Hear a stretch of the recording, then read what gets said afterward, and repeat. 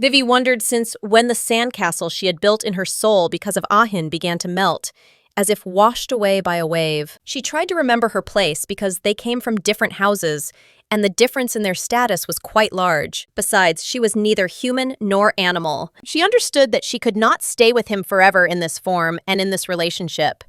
It seemed to her that they were like the prince and the frog from a fairy tale. So she wondered if love would eventually catch up with her when she became a full-fledged person. She understood that this was most likely impossible, but she still had hope for something like this. Vivi sighed, realizing that she needed to figure out how to become human normally first. She knew she looked awful now, but she also knew she hadn't been herself at the last event. But looking at the young man, she understood that he had also suffered. A moment later, she was taken aback and looked at him in surprise. She was shocked because she saw an inconspicuous mark on his neck. She was shocked and did not understand why she decided to bite a strange man on the neck. She wanted to remove the trace as quickly as possible before he woke up, because she understood that he would walk around and show off the bite in front of everyone, and at the same time, everyone would stare at him. She didn't want this to happen, and yet she felt relieved that she had the healing pheromone. But a moment later, all her relief evaporated, as she saw that the young man had woken up. Ahin said cautiously that she had said last time that she would not even accidentally touch him while he was sleeping. She was embarrassed because she knew that this was not true at all. She embarrassedly stated that she simply wanted to heal the wound. Vivi said sheepishly that she was at dawn. She accidentally bit him on the neck, but at the same moment she saw that he turned away from her. The young lady was shocked and wanted him to listen to her immediately, but the young man only laughed in response to her. After some time, the young lady ate with pleasure, as she was hungry.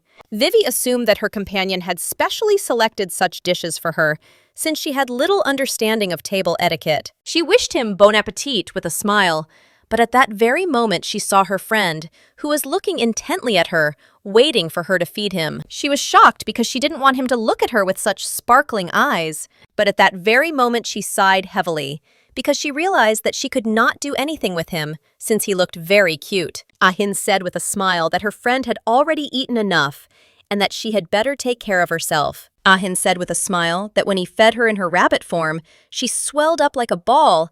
Now he wondered if it would be the same in human form. The young lady was confused and also furious that he was saying that she was a ball. She cursed and said that he was a damn predator. He said with a smile that such words made his heart flutter. Therefore, he wanted to hear similar words from her again, but the young lady did not answer and began to eat. A moment later, he broke their silence and asked how she got to them. She sighed as she realized that the moment had arrived, the moment that could not be avoided. She stated that she had to disturb Leo a little. Vivi stated that he helped her starting from the southern gate of the border forest. She stated that when they arrived at that place, Ash was let in as a pet lion, and she was simply hidden in a pocket. She said they arrived late at night, so she was going to push him some more.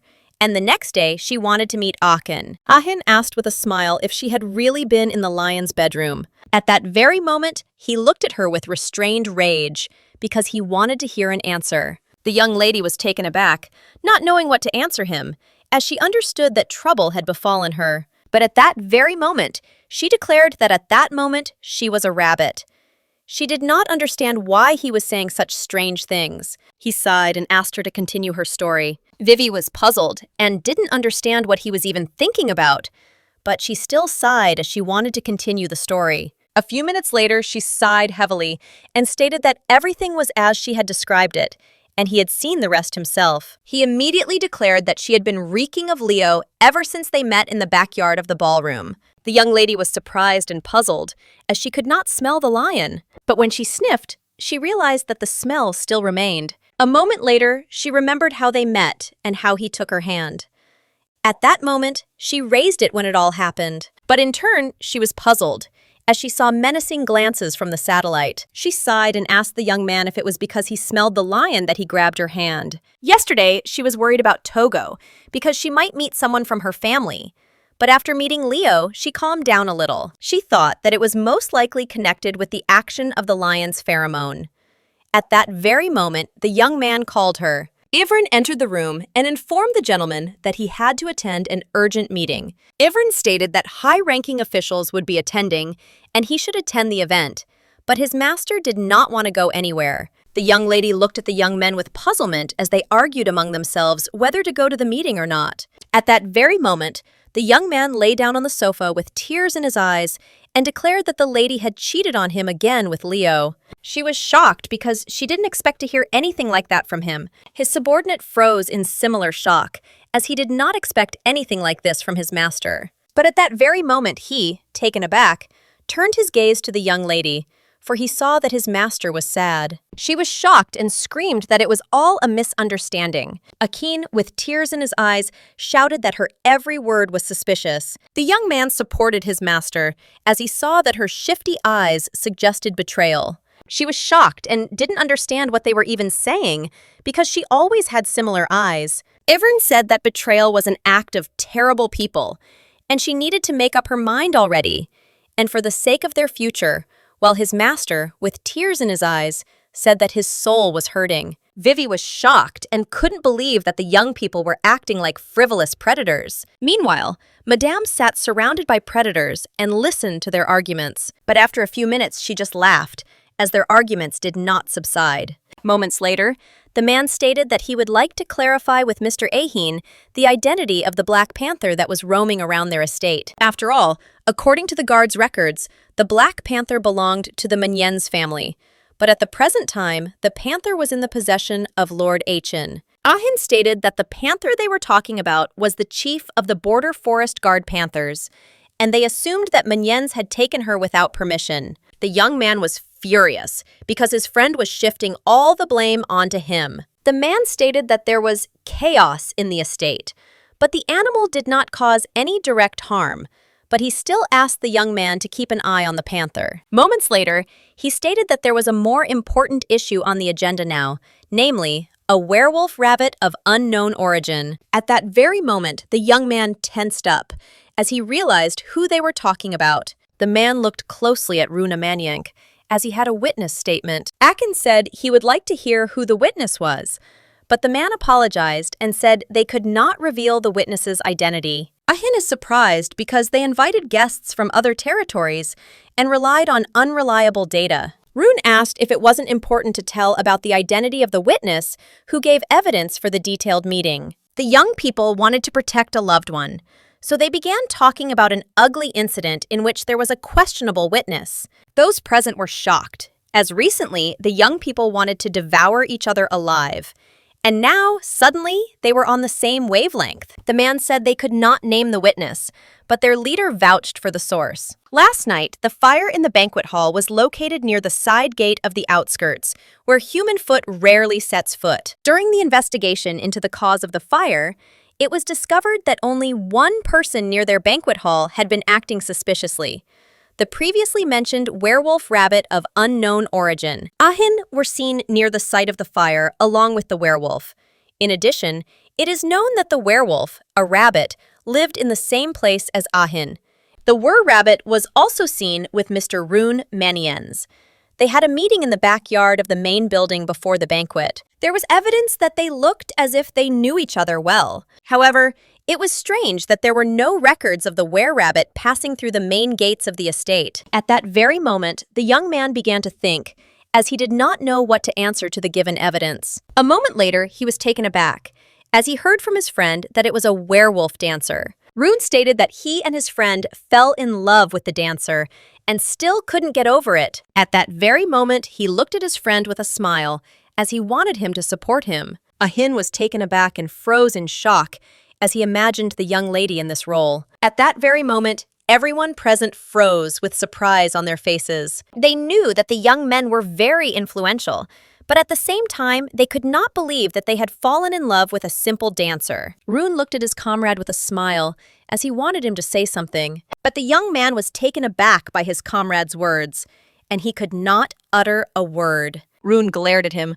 wanting him to at least snap back. Akin, looking at his comrade, declared that his free statement was confusing everyone, and he should think about where and what he said. His friend smiled and asked him if he had really been suggesting that they simply hand over the rabbit for questioning. When Bill told the young man that if he hadn't brought a rabbit to the banquet, something like this wouldn't have happened, Lev was shocked. And since his friend really didn't know anything, Rune smiled and stated that it was not he who needed the escort, but the rabbit, since she herself had asked him about it, but his comrades simply could not believe in such things. Achin told the young man that he had recently also given him a headache and taken it away, and now he had brazenly stolen it in front of everyone. Rune asked if he really said such a thing when he had committed such a dirty deed, since he had almost lost his life in the middle of a night road, and yet he had magnanimously let it go. At that very moment, everyone present began to whisper as they saw the panther's head next to the rabbit. Rune stated that he did not take the dancer away, but that she followed him. The man looked closely at the young people, as there were rumors that they showed their dislike for each other without any embarrassment. But now he understood the real reason. At this, Madame looked intently at the young people. Rune looked at his friend and told him to think carefully, because if he trusted her, she would not have asked for his help. The young man was taken aback, as this was a strong statement, but at the same moment he declared that such a thing would not happen again. He looked menacingly at the young lion and told him not to poke his nose into other people's business and to lead a lazy and carefree life, as he had been doing until now. Ahin stated that the young man was raised and trained in such a way that he would never even think of coveting his sister's throne. The young man was furious because these words were offensive. At that very moment, Madame looked at the young people with a smile, as she saw that the argument was flaring up. She said with a smile that their top priority was to find out the cause of the fire, so they could consider the dancer to be the young gentleman's guests. Meanwhile, Madame was quietly riding in the carriage, but was deep in thought. She remembered that the day they abandoned Vivi had been just as cold. She was puzzled because her child was not included in the family records, due to the fact that she did not turn into a human. Madame understood that if her daughter went to the land of the Black Panthers, there would not even be a pretext to take her back.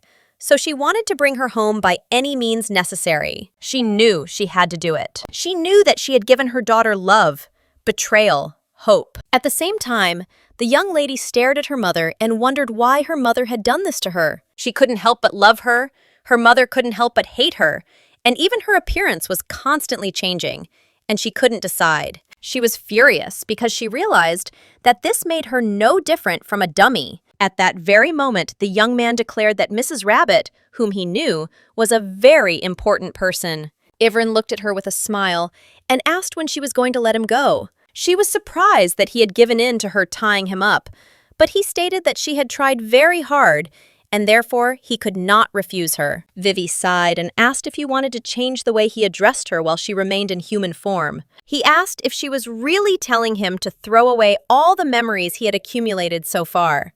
She wanted him to call her normally, but he didn't want that. At that very moment, the young lady was taken aback, as the boy approached her and called out to her with a smile. She looked at him in surprise and asked what was the matter. He whispered something quietly in her ear while Erwin spoke with a smile. Roselle quietly said that the Black Panther was strange. Erwin looked at the boy in surprise, as his words were offensive.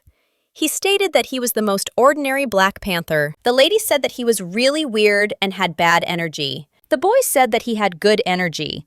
She looked at him in surprise, as she did not understand what the problem was. He stated that he didn't feel anything at all from Irvin V, and that this was the first time he had experienced this. She looked at him in surprise and asked if he really didn't feel anything at all. At that moment, the young man looked at them gloomily. A moment later, he looked at them predatorily and said menacingly that it looked like he was caught. The young lady was taken aback, as she did not expect to hear anything like that. He stated that he had a special pheromone and he could see things that other people could not see.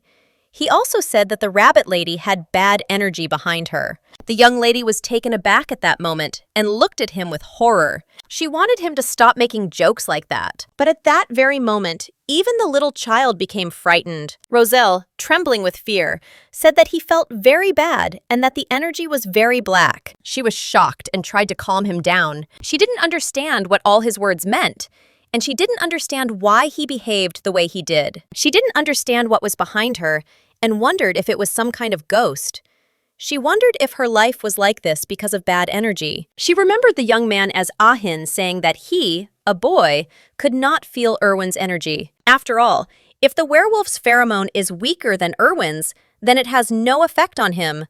Erwin was the owner of the interference. The young lady was taken aback because she had not been so scared for a long time. After some time, the young lady lay quietly in bed, but she was tormented by nightmares. The young man looked at her in surprise because he knew she was a coward, but at the same time, he did not understand how she got to the Rabbitlands in the first place. Ahin looked menacingly at his experience of a little rest and told him to know the measure of jokes. Erwin asked for forgiveness and stated that he had gotten too carried away in his conversation with the lady and had forgotten himself a little.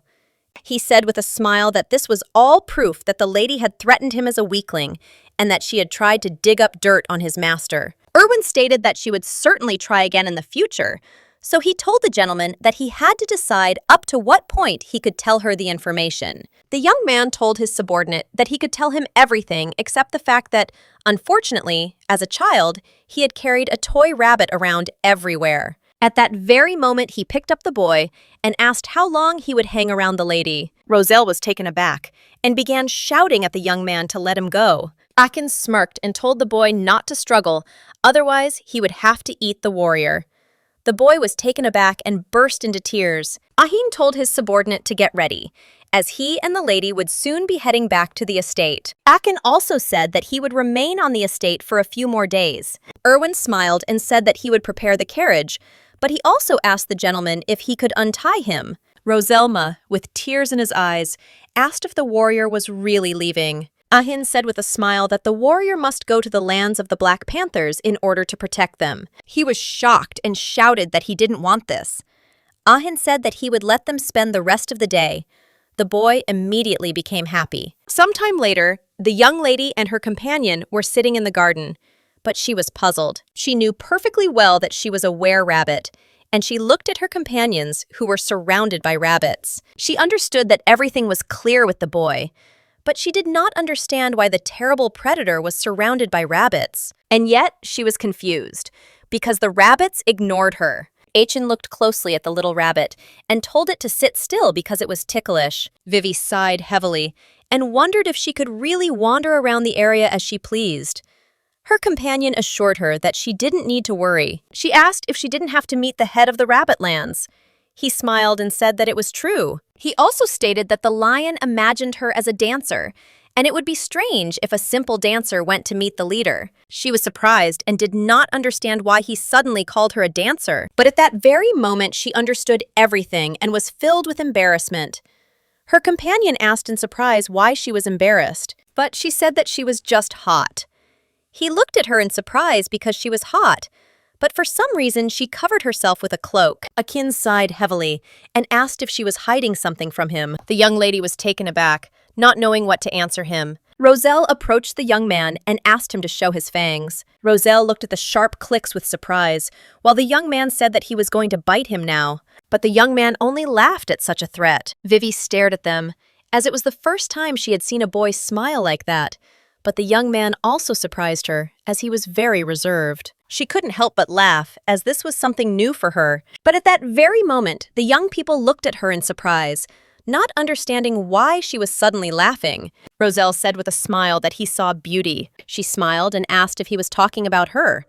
He said with a smile that he was. Ahin looked intently at his companion and declared to the boy that he had the eye of the diamond. Looking at the young lady, he told Roselle with a smile that he would definitely become an important person in the future. She looked at her companion in surprise and wondered if he too thought she was beautiful. At that very moment, she looked away from him, as she again became fixated on the words of the predator. She understood that she had begun to think in vain. She understood that her companion would one day get married and have children because his coming-of-age ceremony had already passed and nothing terrible would happen even if he had a bride tomorrow. She assumed that his companion would be a noblewoman with a good pedigree from the lands of the Black Panthers, or perhaps a girl from another kind of werewolf predators. She understood that she was definitely not fit to be his companion. He looked at her in surprise and asked if she was talking to the rabbit in her mind, but she sternly said that she was not communicating with him. Looking at the young man, she stated that even in the form of a rabbit, she could not communicate with ordinary rabbits. She assumed that he would start making fun of her again. He was surprised and amazed, as she had already understood what he was going to ask. The young lady was taken aback, but looked at him with a smile in the same mix. After all, in reality, she wanted to be next to him, but she also wanted there to be no one else next to him except her. Vivi looked at her companion and asked where he got the wound on his face. He sighed and stated that he didn't know where she was from either, but at the same time, he didn't see anything scary about her. Vivi wondered if she had scratched him without realizing it when she had been trying so hard to get rid of the mark on her neck that morning. She was taken aback because she knew he didn't know about all her actions, so she could change the subject. The young lady looked at him intently as she wanted to talk to him about something else.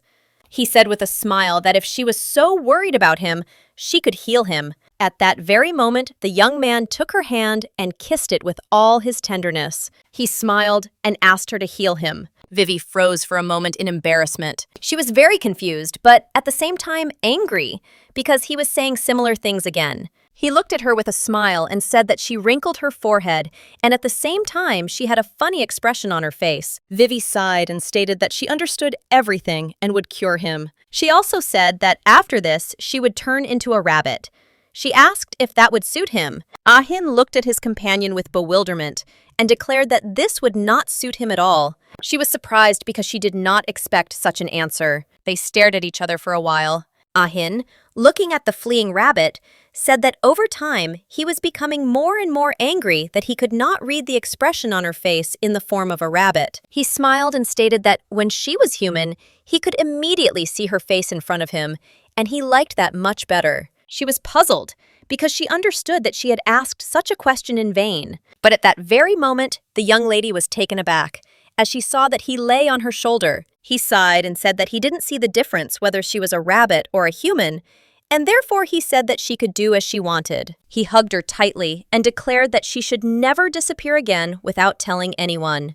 Ahin stated that every time she disappeared somewhere, his patience gradually came to an end. Vivi said sheepishly that, at times like these, she became so scared that her legs would carry her. She sighed and said that she would try not to disappear again. He said with a smile that she should have said that she wouldn't try, but that she understood everything. She sighed and stated that she understood everything. Akin said with a smile that she shouldn't be naughty. Ahin said he didn't know why she bribed Quinn.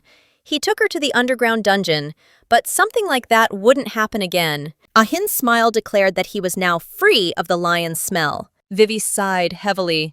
She didn't understand his thoughts at all, but a moment later, she announced that as soon as they returned to the room, they would have a conversation. The young man was taken aback, as he had not expected such a thing, but after a moment, he stated that when she spoke mysteriously, he began to worry. He said with a smile that he did not know what the rabbit who remained alone with him in the room day after day was capable of doing. At that very moment, the young lady hit him and asked him with a smile to stop such conversations. She stated that she simply wanted to tell why she had come from the Black Panther lands to the estate. He looked at her with a smile and agreed, because he was impatiently waiting for her story. For some time, the young people sat quietly in the garden, hugging each other. Meanwhile, a young man with a joyful smile walked down the corridor, carrying a treat. He had been very busy since the morning, serving his master, and so he was constantly tormented with questions about Mrs. Rabbit. All the remaining people in the house of the head of the Rabbitlands were visiting with burning eyes and asking him, "What an incredible dancer, Miss Rabbit!" Everyone was really interested in whether she was graceful or beautiful, like a forest nymph. They wondered if the young lords had really fallen in love with her so much that they were ready to throw absolutely everything at her feet, be it fangs, claws, or tail. They had a simple relationship with the rabbit, as they only exchanged good luck wishes with each other. But not long ago, he learned that Mrs. Rabbit was a werewolf. Yuan understood that the rabbit lady was more suited to being compared to a brave warrior ruling a continent than a forest nymph yearning for a lake. A moment later, he entered my room and saw a very interesting picture. The young man was puzzled because he did not understand what was going on at all. Yuan was immediately taken aback and said with a smile that he had brought tea that was grown in the lands of the rabbits. But at the same time, he was agitated because he did not understand what was happening at all, since the atmosphere in the room was very tense. The young master, without looking at his subordinate, told him to put the tea on the table. Ahim sighed heavily and stated that they had only had a small argument and that he did not need to pay attention to such things. Achin, looking at the lady, said that if she was going to continue to protest, she should at least put something on, or she could protest in front of the fireplace. At that very moment, she angrily struck the chair with her fist. The young man was taken aback, as he did not expect such a thing. Ahim sighed and told his subordinate that he had better go to the kitchen.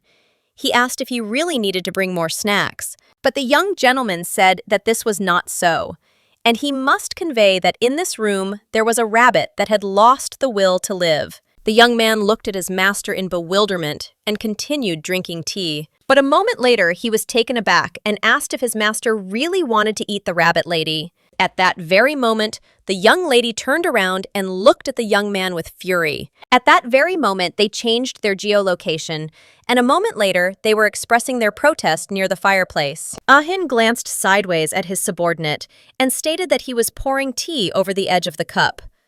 The young man was taken aback and asked his master for forgiveness. Ahin told the lady that they had agreed that she would return to the land of the Black Panthers.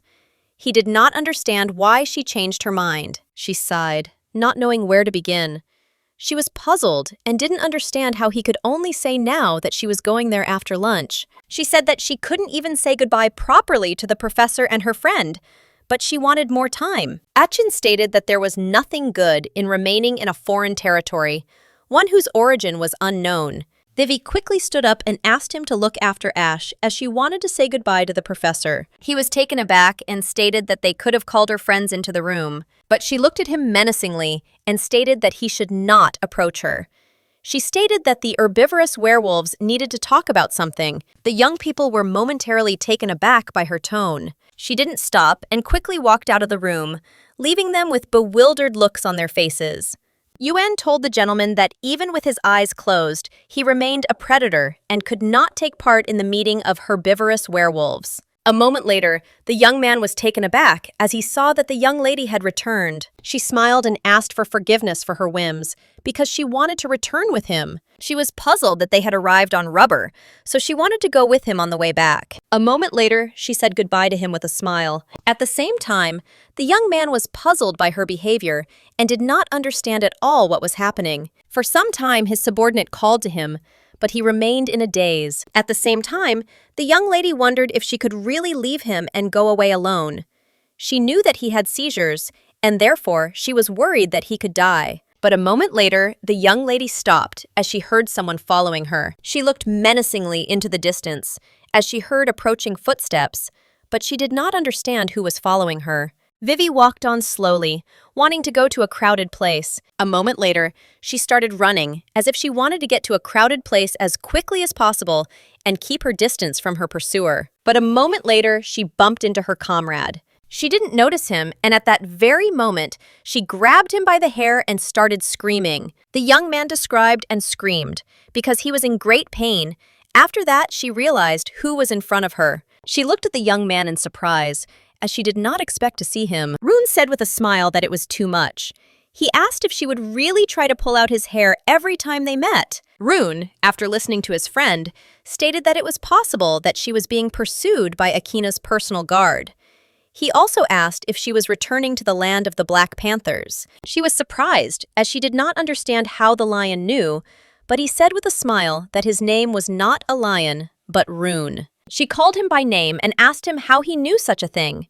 He stated that Erwin had prepared the carriage. He sighed, because he knew that if she returned to the lands of the Black Panthers, they would not be able to see each other for some time, and he was very sad about this. She asked him in surprise why he was sad. At that very moment, the young man became embarrassed, but he did not answer her question. He was puzzled and did not know how to respond to something like this. But at the same time, he carefully chose his words, looking at the young lady. She wondered if he really liked her. At that very moment, he declared that a lot had happened to her recently, and that they had spent a lot of time together, and he was sorry that she was leaving without saying goodbye. At that very moment, he declared that if she went to the land of the lions, he would give her shelter. He looked at her with a gentle smile as he waited for an answer. For some time, he looked intently at his companion, without taking his eyes off her. Vivi looked at the young man in surprise, as she did not expect to hear such a thing. She was so taken aback that she didn't expect that there would be another person who would pull her out of the basket. Looking at her watch, she realized that she needed to slowly start getting ready. Roon-hee stated that her acting was poor, and he asked if she was leaving on purpose. At that very moment, he tried to detain her, since he had not yet voiced his final thought. She did not understand what the outcome could be if he was simply interested in the well-being of another. At that very moment, the young lady threw off her cloak as she wanted to escape from his tenacious grip. He said with a smile that he could help her if she agreed to go to the Battle of the Land of Lions. He said that she herself should know that Ah-hin was a bad person, because he would not have locked her up if he had had good intentions. He stated that if she did not get out of the Black Panther lands now, it would be difficult to leave them in the future. Roon said that the place of the next head of the lands of predators, each of whom is greedy for power, is always surrounded by danger, and one had to be at the very center of every event. He said that his companion was hunting and surrounded her with guards, but there could always come a time when she would have to survive, relying entirely on her own strength. At that very moment, he declared that Ah-hin was simply a monster. He said that there was a high probability that the young man had always behaved differently in front of her. Also, looking at the wound on her neck, he stated that the young man was holding her against her will. Roon sighed heavily and stated that if she stayed there because she had nowhere else to go, he could fix it. She was taken aback because at first she thought that he was interested in her pheromone, but now she saw that this was not the case, and he cared about her sincerely. She thanked him with a smile for such offers, but still refused him. Roon was surprised by this, but after a moment, he looked at her with a gentle smile and accepted her decision. He came closer to her and, throwing on his cloak, asked if he could find out the reason for her refusal. She stated that if it were not for Ah-hin, she would have met her death in the border forest. Even after her rescue, he always took care of her, because then she couldn't even open the door on her own. Thus, she once learned what he looked like, and himself being in a terribly vulnerable state. Vivi understood that his attacks did not last for a day or two, but he did not require her to use the healing pheromone. She looked at the young man with a smile and declared that his words were true, as it was difficult for her to be around the young master. It was hard for her to be around him, and she was confused in her thoughts and everything scared her. But now she understood that he needed her, and perhaps even more than she needed him. Vivi looked at the young man with a smile and declared that Black Panthers and lions were all cruel. The young man was taken aback and asked with a smile if this was really how the rabbit showed his gratitude. She said with a smile that maybe that was the case, but she was not a rabbit now, but a human being. He said with a smile that as soon as she became a full-fledged person, she should first learn to tie ribbons. Roon looked at the young lady with tenderness, because until now he had not envied his friend. At that very moment, he declared that he had not learned to give up as a child, so he expected that it would be easy here too. But this time, everything was more difficult than he thought. A moment later, their conversation was stopped as someone knocked on the door. A moment later, the young people saw a stranger. Roon told his friend that this was her personal knight who followed her around.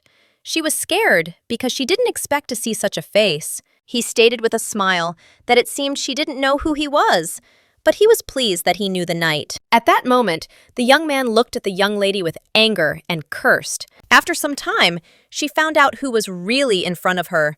She knew that werewolf birds easily change their animal form to human and back. They were, however, rebellious and preferred freedom, as they lived without attachment to any family. At the same time, she was surprised and could not imagine that the young man was a werewolf. Roselle looked at the young man with a smile and declared that he was a bad bird. Vivi smiled and told her friend that he was not just a bird, but a bird of prey. Meanwhile, Madame said with a smile that she had not seen werebirds for a long time that belonged to any genus. The lady smiled and stated that everything was correct, because the werefalcons had a terribly complex character. Vivi looked at them in surprise and wondered if everything that was happening was some kind of show for them.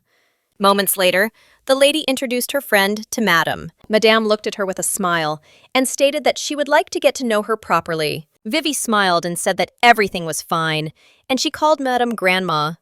Madame smiled, since she had not been called that way for a long time. She looked at the young lady with a smile and declared that she was incredibly interested to know which of the young men she preferred. But judging by her actions, one could tell that she had given her preference to the young master of the Black Panther clan. She shouted that she had never given her heart to anyone, but they only laughed at her. At the same time, the young man watched them closely. He was surprised by her words, but at the same time, very worried about her departure. Roselle handed the young lady a small note and asked her to write him letters at the address. She said with a smile that she would write to him. For a while, the little boy looked at her with tears in his eyes, but she was surprised and did not understand why he was behaving so strangely. She asked in surprise if he and the young lady really had much in common. The lady told Vivi that she didn't need to worry about her new friend, as he would cope with the separation. At that very moment, she turned to Madame and called her the head. The madam looked at the young lady in surprise and declared that she had the eye of a diamond. Vivi stated that the fire was not her doing. Madame, with a smile, told the girl that she did not need to worry about it. The madam smiled and asked the young lady if she knew what a predator meant when it bit someone on the neck. The young lady walked over and asked, embarrassed, what she was talking about. She was puzzled that he left a mark on her neck, and so she wanted to know what it meant. Madame said with a smile that she must not show her trail to old Rillion. Otherwise, he would fuss about like a fish out of water. The young lady looked at Madame in bewilderment, as she did not understand what she was talking about. But moments later, they said goodbye to their new acquaintance with a smile. Vivi responded by saying goodbye to them and stating that she would definitely contact them later. After some time, she looked at everyone present in surprise and asked if they had really returned in such a group. Vivi was puzzled, as she felt like Quinn was about to peck her and her companion to death. She sighed heavily, as she knew the trip would be very stressful. Ahin looked at the young lady with a smile and said that she looked like a puppy that had gotten wet in the rain. She was puzzled and did not understand why she was not a rabbit, but a puppy.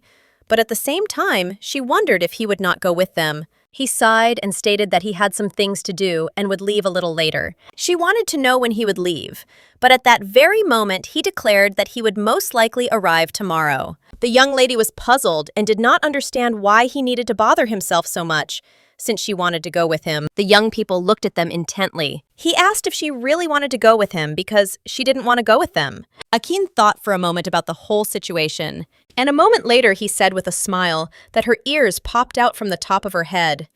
She was taken aback because she had expected something like this, and at that very moment she checked herself and shouted that this simply could not be. He said in all seriousness that it might have been the tail that came out, not the ears. She looked at him, scared, but after a moment, she checked to see if the tail was still out, and she asked why it had become naughty again. Ahin smiled and asked for forgiveness, and stated that he simply could not go back with her. At that very moment, the young man asked for forgiveness, as his hands weakened and he threw down the documents. She looked at her companions in bewilderment and asked why they were looking at him like that. Ahin told her not to pay attention to them and asked if she wanted to tell him anything else. Vivi asked her companion about the marks he left on her neck.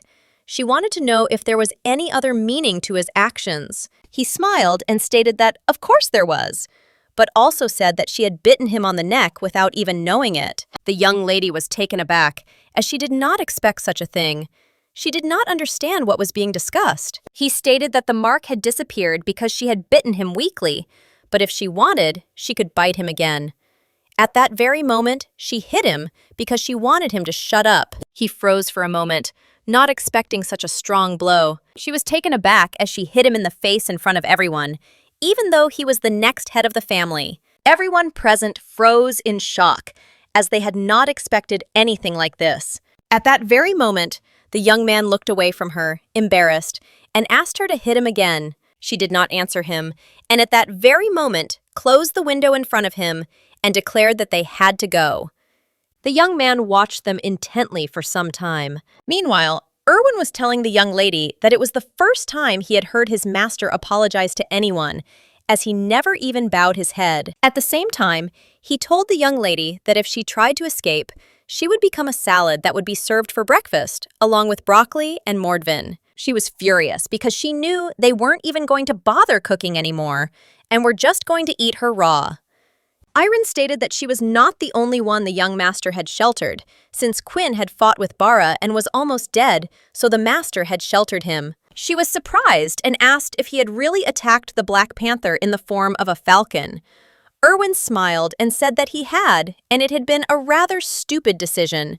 Erwin said that was why the gentleman had taken the rabbit in, and when he brought it home, he had ignored it and never visited it. She was surprised that he communicated with her in a special way, but at that very moment, the young man told the lady that she had come to them in vain. He stated that the young gentleman had taken her in and saved her life, but then she should have run away immediately. A moment later, everyone was taken aback as the carriage began to shake violently. The young lady was in shock, not understanding why the carriage had stopped, and wondering if they had been attacked by wolves again. Moments later, they realized that the path was blocked by bandits, and they intended to deal with them quickly. Quinn Iscosa looked sideways at the bandits, assessing the situation. Ash, in turn, looked at them warily as he prepared for battle. Erwin looked at the young lady with a smile and said that she could hide in the hat for now.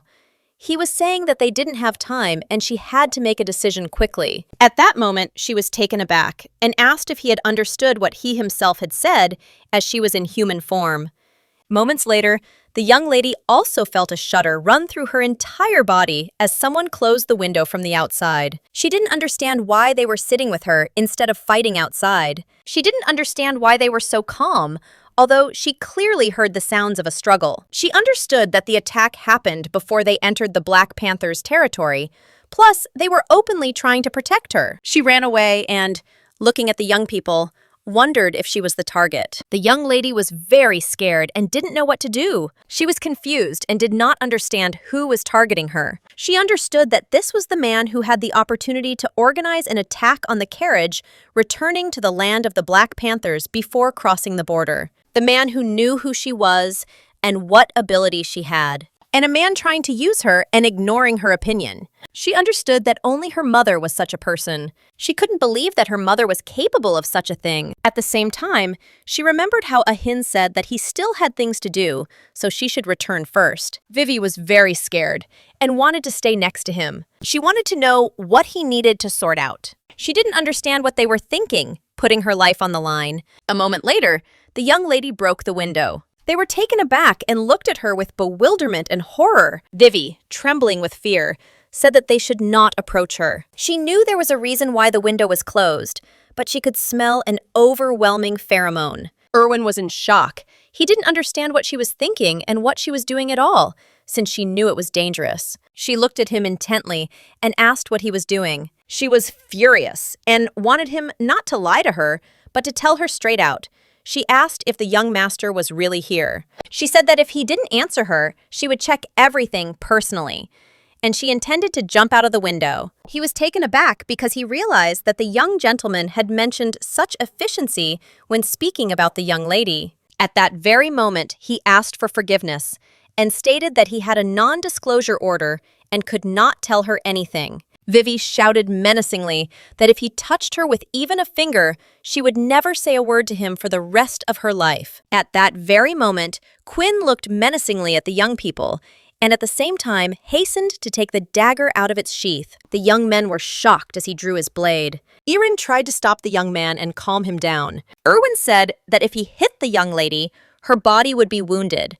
But Erwin protected the young lady with his body. Quinn took aim at his friend, who was taken aback. Moments later, the young lady also looked closely at the werewolf and called out to him. Without wasting a minute, she snapped her fingers and applied her pheromone. At that very moment, the young people sensed her pheromone. A few seconds later, they fell with a crash and fell asleep. Vivi glared at Irvine and stated that her attack had only one purpose, and she was aiming at the falcon. The young man was taken aback, as he did not know where she had learned such a technique. She looked at him intently, but said nothing. A moment later, they stepped out of the carriage, and the young lady saw that all the mercenaries were lying on the ground. She quietly stroked her friend and called him. Meanwhile, the young man ran in a hurry to his mistress. He shouted at her to leave immediately. But moments later, Madame saw the young man fall to the ground with a crash. She was shocked and didn't understand how he found out about this place. Frozen in a daze, Madame stared intently at the young man who was slowly approaching her.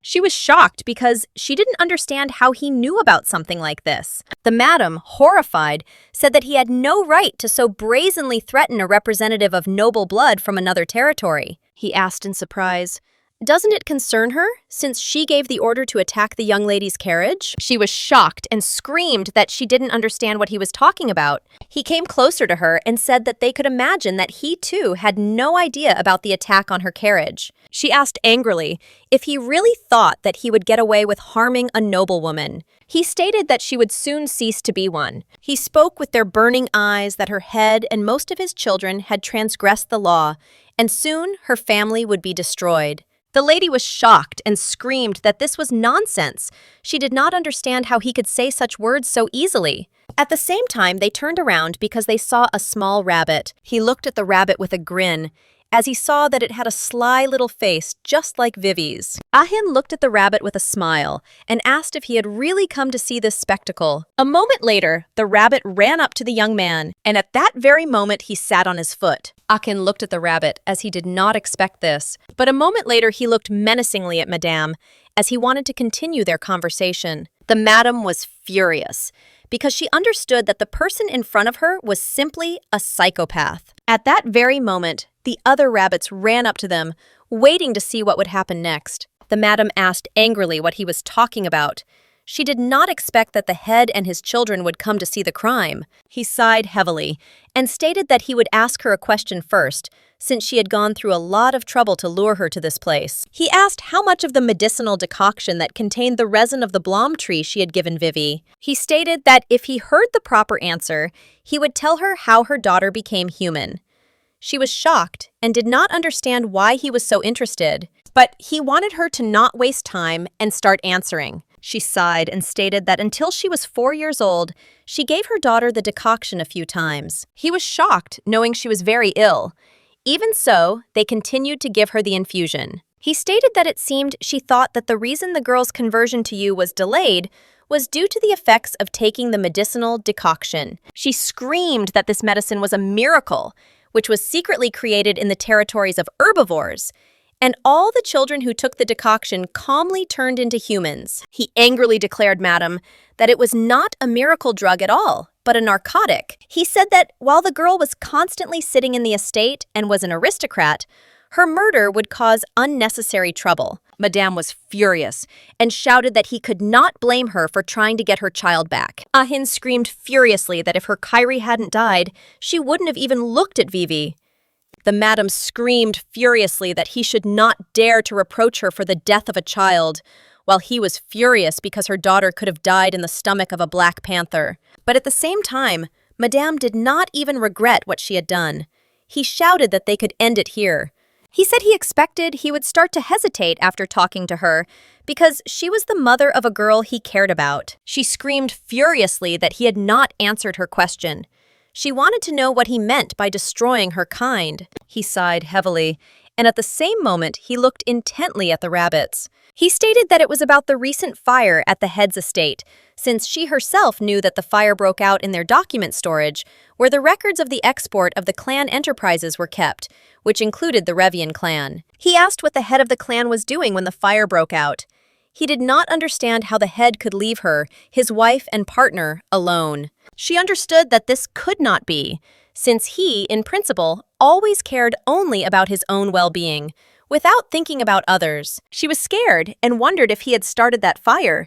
Madame sighed heavily and asked if that was the reason he suspected the head of their family. Ahin said with a grin that perhaps she had another problem, much bigger than this one. He stated that Chief Aemon was investigating the merchant clans in connection with the fire, and that she had moved the export documents believed to have been burned in the fire to another safe location in advance. He looked closely at Madame and asked whose handiwork this was. He stated that the product that her son was delivering before his death was also a drug, and that besides the young man, there were also other children who were able to control fire. Ahin made a deal with the head of the Rabbitlands. He said that for information about the origin of the drugs, he would receive 2 heads, hers and her husband's.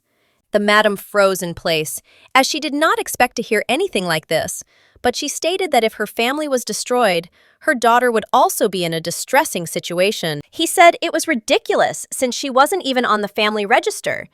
He said her daughter had already left the Rabbitlands. Ahin swung his sword and angrily declared that whether her family was destroyed for this reason or not, it would not affect her in any way. Madame was taken aback, and at that very moment she screamed. She asked for mercy. A moment later, the young man looked away as he felt someone's presence. They were taken aback when they saw an inconspicuous rabbit who was watching them intently. Vivi and her friend were watching this situation closely, and at that moment, she hurried towards them. Madame was in shock and did not understand why her daughter turned into their rabbit again.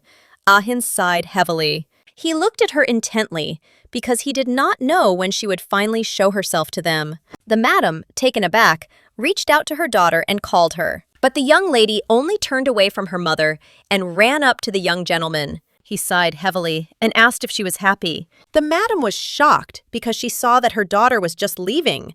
She did not understand why her daughter became a rabbit again. Akin, looking at his companion, said that she might be angry that he acted alone, and again did not tell her anything. He said that when she sat like that, he became afraid that he would later have to crawl under her feet. The young lady reached out to him, wanting them to go home, and tears came to her eyes. He looked at her in surprise, but there was still a smile on his face. At that very moment, he took her in his arms and declared that she needed to rest, as they would soon be in the lands of the Black Panthers. After a moment, he smiled and announced that it was time for them to return home, while Madame looked after them with a puzzled expression. It was just a coincidence that she turned into a rabbit in that forest on the border.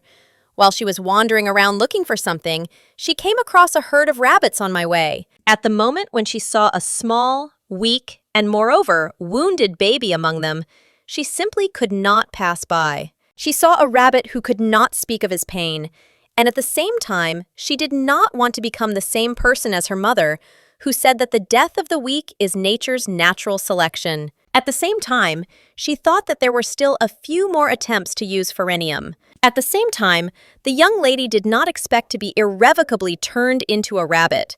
She did not understand where she had made such a big mistake. When she used the pheromone in the rabbit leader's house, she activated pherenium. And when she found the young gentleman next to her mother, she thanked God that she was in the form of a rabbit. She looked at the squabble of the native people with bewilderment, but she saw their true feelings and was glad that she remained unnoticed. After all, it was then that she completely rejected all ties with her native home. But at the same time, she was surprised and did not expect such a reaction from the young master. After some time, he wondered in confusion why she had heard all his words. He tried to look after his reputation after that day. She began to avoid him. He was shocked and confused, as he did not understand why everything happened this way. Erwin sighed heavily and told the gentleman that if he was going to slander, he should look for Quinn. Akin looked at his assistant with fury and asked if he needed to be reminded who he served. Irina wrapped herself around him and declared that the master was abusing his power. Ahin angrily told the young man that he had forgotten to punish him for letting Vivi escape in the Rabbitlands. The young man was taken aback and shouted that he could not do anything about it. He screamed that Hawk had pointed a dagger at the young lady, and he had let his guard down trying to stop him. Erwin screamed that, despite the fact that the lady begged for mercy, he continued to mercilessly swing the dagger. Ahin looked at Hawk with fury and asked if he had really forced the lady to beg him for mercy. The hawk was taken aback and began to fidget and coo, but it was all in vain. At that very moment, he fell to the ground with a roar. Erwin was taken aback and shouted that, be that as it may, her young lady had learned to aim the healing pheromone. He didn't know what to do now. The young gentleman asked in surprise if it was really his mother who had taught her such a thing. Erwin said he didn't know, but maybe she was just lucky, and it happened involuntarily due to a stressful situation. But she definitely mastered the basics. Akin was taken aback, since he had not yet thought about introducing her to a tutor. He understood that he needed to quickly find a tutor among the herbivorous werewolves. but the young man suggested that his master ask his mother for help. Akin asked what had happened to the Revian family. Irvin stated that an investigation was currently underway, and they said that it might even be difficult to ruin their family. Ahin let out a breath he didn't like. He knew the lady would worry about them even more, so they should end it here. Irwin said with a smile that it was a good idea. Irwin sighed and stated that he was going to talk to the gentleman about Bar. Ahin sighed. Since it was unknown what the panther might do to the lady in the future, he had no choice but to shoot the beast. Irwin sighed and stated that this was not what he was talking about, and that what he wanted to talk about would require the help of the young master. The young master looked at him in surprise, but his subordinates told him to look at everything himself. A moment later, they saw the young lady in rabbit form with Bara. Irwin looked into the distance and declared that they were now having a duel. The young gentleman was surprised and did not understand who gave them permission to do such a thing. Irwin stated that this was the wish of the rabbit lady. Ahin knew that the girl could not wish for such a thing, but at the same moment, he asked his subordinate if he really knew about what was happening. Irwin stated that the lady seemed to have learned that the panther only obeyed those stronger than her, and so she wanted to use the pheromone on her.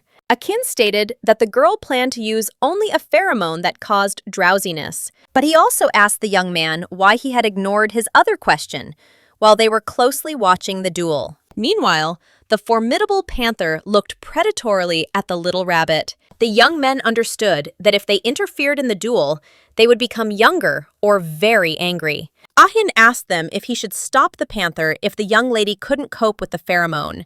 Irwin said he didn't think the young lady would lose, but he was still worried about her. At the same time, the young people saw how she concentrated her power. Irwin was sure that she would one day become a general. Without wasting a minute, the formidable panther pounced on the defenseless rabbit. Vivi hesitated for a moment and looked at her enemy in surprise. But moments later, she easily jumped away from her opponent. She landed with the same ease and grace. But a moment later, she rose up in the air with fury and dealt a terrible blow to her opponent. Thus, she only irritated the terrible panther. Bara immediately pounced on the rabbit, but Vivi easily jumped away. The panther was furious as her opponent easily dodged every blow. A moment later, the young lady stopped and looked menacingly at her opponent. Everyone was taken aback for a moment, as the panther did not refer to his opponent at full speed. Ahin S. stood frozen in shock as he saw the terrible panther approaching the defenseless rabbit. But moments later,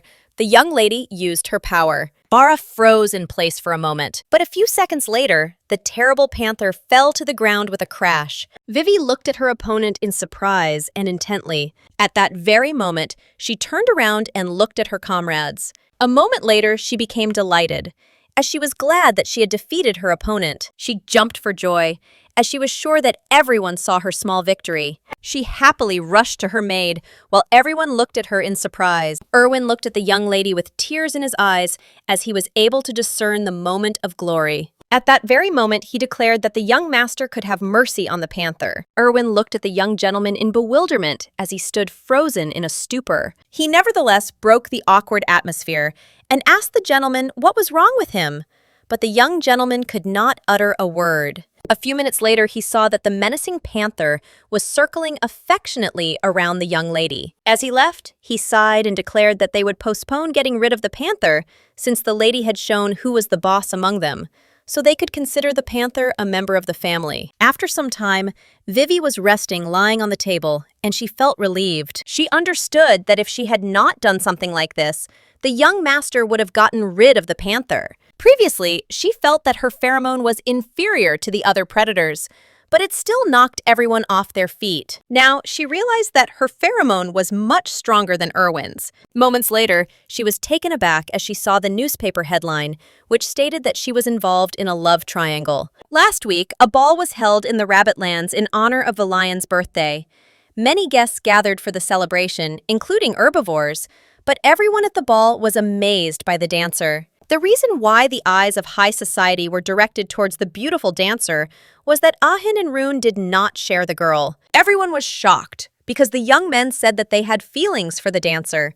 She was shocked, and because of this, she shyly tore up the newspaper. Akin looked at her in surprise and asked if she was really fighting with the newspapers now. She looked intently at the young gentleman, but did not answer him. At that very moment, she was taken aback and remembered how he had told her mother that he was not indifferent to her. She was confused because she knew he had said something like that, but at the same time, he stated that she was a girl who was not indifferent to him and not a rabbit. At the same time, she wondered, looking at her companion, how one could be so handsome. At that very moment, he announced with a smile that she had a nosebleed. Moments later, he took the pen in his hands and declared that she should leave, as she frightened him, because she had the face of a pervert. Vivi was puzzled, as she understood that he himself had seduced her with his beauty. He said with a smile that it was now too late to pretend that this was not so. He asked with a smile if she wanted to sleep. Vivi was very embarrassed, and the thought that he cared about her would not leave her head.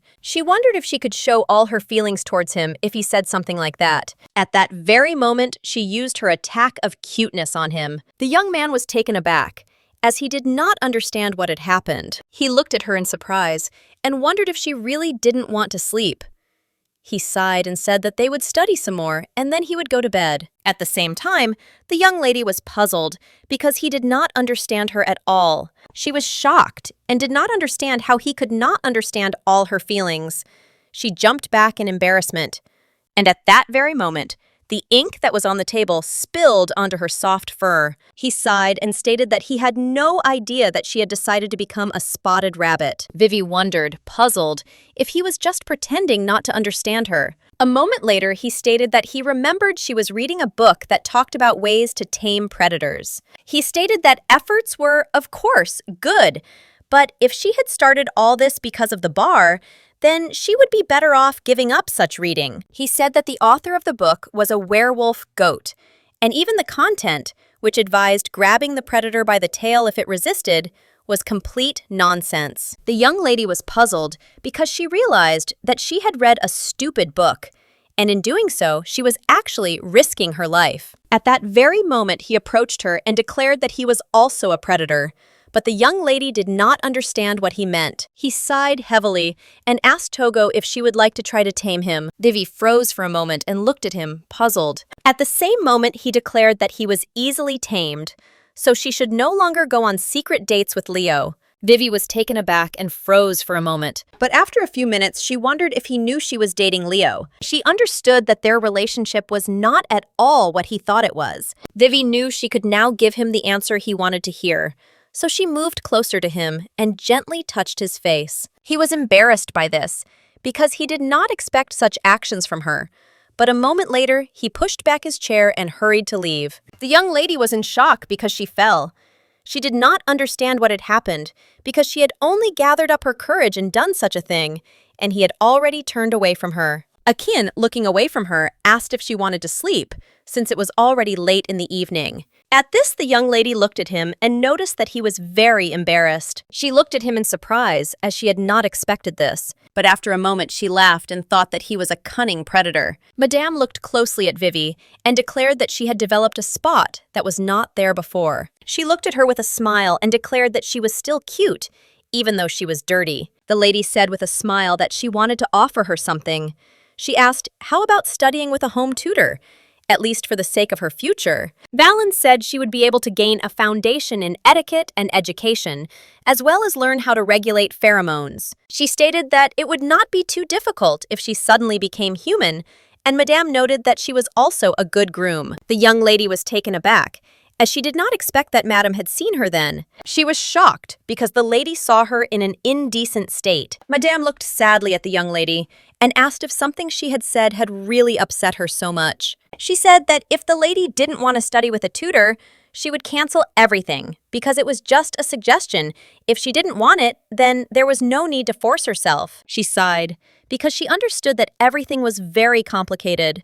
She wished that there was a person who would raise the language of rabbits. At that very moment, the maid asked for forgiveness and said that Vivi simply wanted to appear before the day in her best light. Madame was surprised, but at the same moment, the lady confirmed the maid's words. Valen said with a smile that she didn't care about her appearance at all, and that she didn't need to worry about such things. Madame said that the lady remained her close friend, who kept her company in her once lonely tea parties. Valen stated that she would take care of the tutoring herself, and she already had a candidate as an example. Mr. Rillion was the dean of the academy, and he had a lot of knowledge and was well-versed in many areas. The young lady was puzzled at this, for she knew that her teacher would be the most difficult person to get along with in the house. She remembered how he looked at her menacingly and said that his grandson himself did not understand how much he needed her. She understood that he was a very difficult person, but she still wanted to be friends with him. After some time, the young lady finally appeared before the man. The gentleman looked closely at the rabbit and noticed that she did have proper manners after all. He introduced himself and stated that he was Idas's father, Grace, the husband of the head of Valens, and concurrently the grandfather of the young master, and he also held the post of dean at the academy. Mr. Rillian said with a smile that before class, he wanted to ask her something. He gave her a short article and asked if the werewolf rabbit that was mentioned in the article was really her. The young lady was taken aback, not knowing what to answer. After a few seconds of her explanation, he asked if she was really a were-rabbit, but not a nymph. He sighed heavily and said that he didn't believe the headline right away.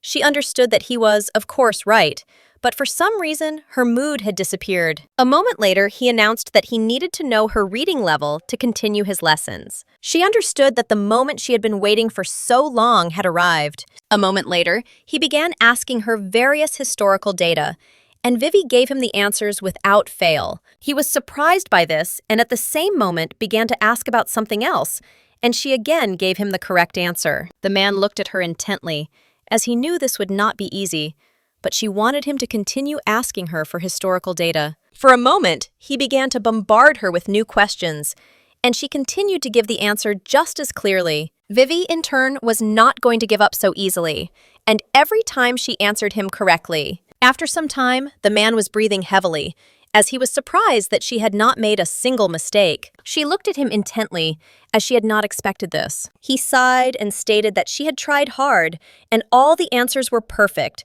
and his young lady was very happy. He looked at her closely as he realized that she had enough qualifications to take a leading position in the academy. But at that very moment, he realized that she was even a step higher and so talented that she could qualify for early graduation. He knew he had to do everything in his power to make her spread her wings and fly. Moments later, he shouted that they would now begin with the lesson. The young lady, in turn, did not lag behind him, as she wanted to continue the lessons. Meanwhile, Vivi quietly watched the young gentleman from the window. She was confused and didn't understand what was going on, because she saw that everyone was wearing black, and at the same time, she wondered if today was some kind of special day. She was surprised because Mr. Rillian stated that there would be no classes, and at the same time, she saw that the young master was somehow strange. She knew he wasn't sick, but he tossed and turned all night, and she kept saying that she needed to find out everything as quickly as possible. After some time, she came across knights, but they said that they would not let her through. She reached out to them and asked them to let her through. They looked at her in surprise and asked if she was really interested in their clothes. She nodded in agreement, but the young people immediately exchanged glances between fate. They knew that there was no point in hiding something like this, since all the inhabitants of other lands knew about it, and since she asked so, they could tell her. The men said that today was the anniversary of the death of the head's husband and the father of the future head, Mr. Edis. They stated that the young man died from a chronic illness. Vivi was shocked because she realized that today was the anniversary of the young master's father's death. Idis Grace, who was the husband of Mrs. Vellens and the father of Achin, was said to have died at a young age from a chronic illness. She didn't understand what illness he had, because even in the family, few people knew about such a thing. She understood that the young master was now suffering from attacks that no one knew about. She remembered how Lord Rillian had said that her grandson, without realizing it, needed her. After some time, the young lady was sorting through her things, but at the same time she scolded herself as she knew that she should have first found clothes and then turned into a human. A moment later, the maid informed the lady that in times of emergency, there was room for her in the master's dressing room, and she could use the dressing room. Entering the dressing room, she was taken aback as she had not expected anything like this. But at the same time, she realized that the master was still a cunning predator. She didn't expect him to prepare something like this for her, since he didn't tell her anything. A moment later, she sighed heavily, as she was exhausted just from getting dressed. A moment later, she was taken aback as she heard some kind of knock. Turning around, she saw a hawk, and at that very moment she reached for its neck. The young lady looked at the hawk with a predatory expression and declared that they had not seen each other for a long time. He was taken aback, as he did not expect such a thing. But after a few minutes, he was already sitting in his cage. Vivi stated that this happens if he neglected the were-rabbit. She looked at him intently and asked if he was interested in how she turned into a human. In addition to the cases of contact with medicinal decoctions, her pheromone also came into conflict with the strong pheromone of a werewolf predator and then reacted and exploded, which is how she became human. If she makes her own pheromone explode, she will be able to turn into a human without anyone's help. As she left, she said that she would let him go when she returned, knowing that if he was not locked up, he would snitch to Ahin again. Later, the young lady gave him some snacks as a gift. She was glad she had dealt with him, but in turn, standing in front of the door, she wondered how best to get out, because there were knights behind the door. At that very moment, she saw Bara. Vivi asked if she was asking her to sit on her back. Vivi was touched by this, as Bara offered her his back. A moment later, the knights looked around in surprise. They looked at the hawk in bewilderment. And at the same time, the young people wondered what was going on, since their intuition told them that something would happen soon. Not even a few minutes had passed when a young lady, riding a black panther, flew out into the corridor. After some time, the young lady was already in the greenhouse. She sighed heavily as she realized that she would no longer be able to sit on the back of a black panther. A moment later, she sighed heavily and asked the knights for forgiveness. She bowed and stated that they were working hard, but she had some business in the greenhouse and therefore wanted to pass. The young man was taken aback and looked at her in surprise. Vivi, in turn, only called the knight. She sighed and stated that she got stomach pains when she ate carrots, especially problematic if he constantly gave them to her when no one was looking. She said he always cut it up small so she could eat it comfortably, so she knew he had no bad intentions. At that very moment, she turned to the other knight and declared that he should stop calling her Mrs. Rabbit. A moment later, the young lady left the knights, who were in complete shock from what they had heard. She entered the dungeon and saw the gentleman.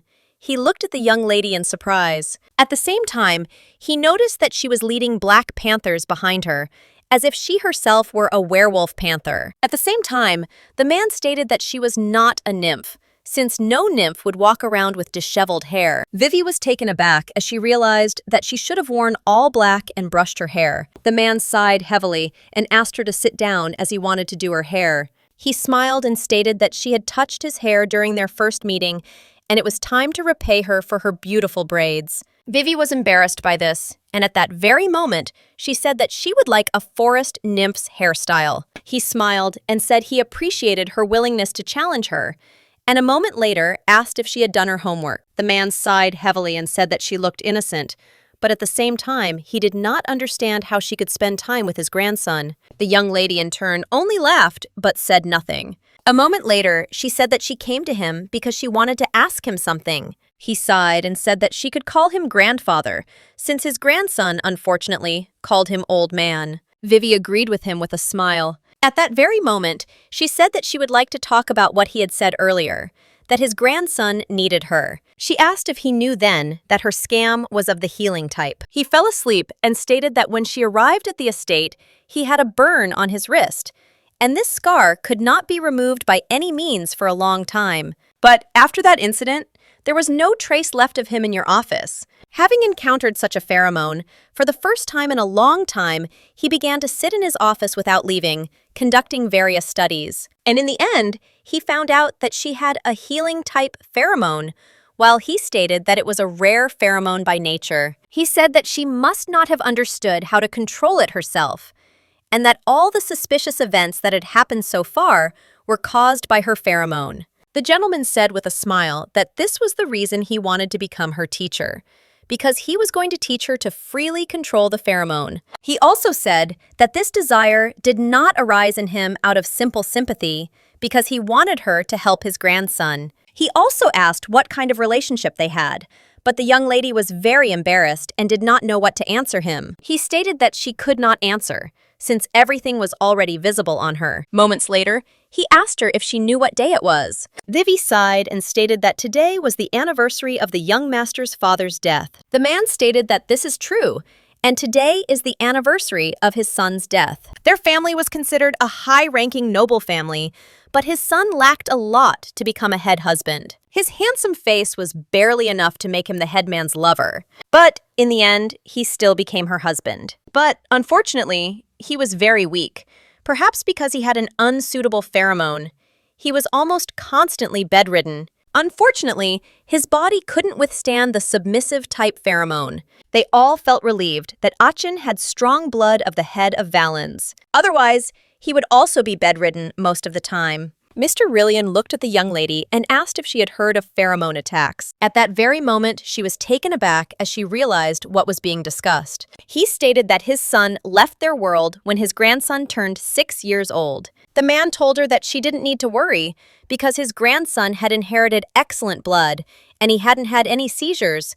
But she knew that wasn't true. After some time, the young gentleman was informed where Mrs. Rabbit was now. Without a moment's delay, he announced that he was heading to the garden. He turned around and glared at the hawk, as he had told him to protect the lady and not eat the strawberries in the cage. Quinn knew that one wrong move and he would get into a lot of trouble with Bara. Ahin was puzzled and wondered how the girl became human, but he understood that she should have waited for him and not run away. He was furious and wondered how much longer she planned to make him worry. At the same time, the young people were quietly talking among themselves, discussing this topic. But a moment later, they were taken aback and greeted the young master. They hastened to tell him everything, but he had no intention of listening to them. But the young knights followed him and informed him that the young lady had left. A moment later, the young man entered the greenhouse and saw his grandfather, who was quietly sipping tea. He looked at his grandfather in bewilderment and asked what kind of appearance he had.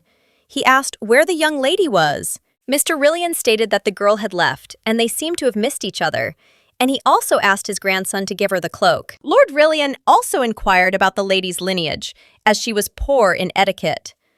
Ahin sighed as his grandfather began talking about the engagement again. The man looked menacingly at his grandson and declared that if he had behaved normally, he would not have had to grumble. He stated that the girl came from a middle-class aristocratic family, but he intended to ensure that her family fell. Mr. Rillian, in turn, choked on his tea after his grandson's words. He yelled at his grandson that he was just crazy. The man stated that, since she was a mid-level noblewoman, she had a good pedigree. At that very moment, he was taken aback and asked his grandson where he was going. But his grandson, leaving, said that he was returning home. The man was furious because his grandson did not respect him at all. But at that very moment, he sighed heavily, as he hoped that his grandson would be healthy. He remembered his son, who always greeted him with a radiant smile.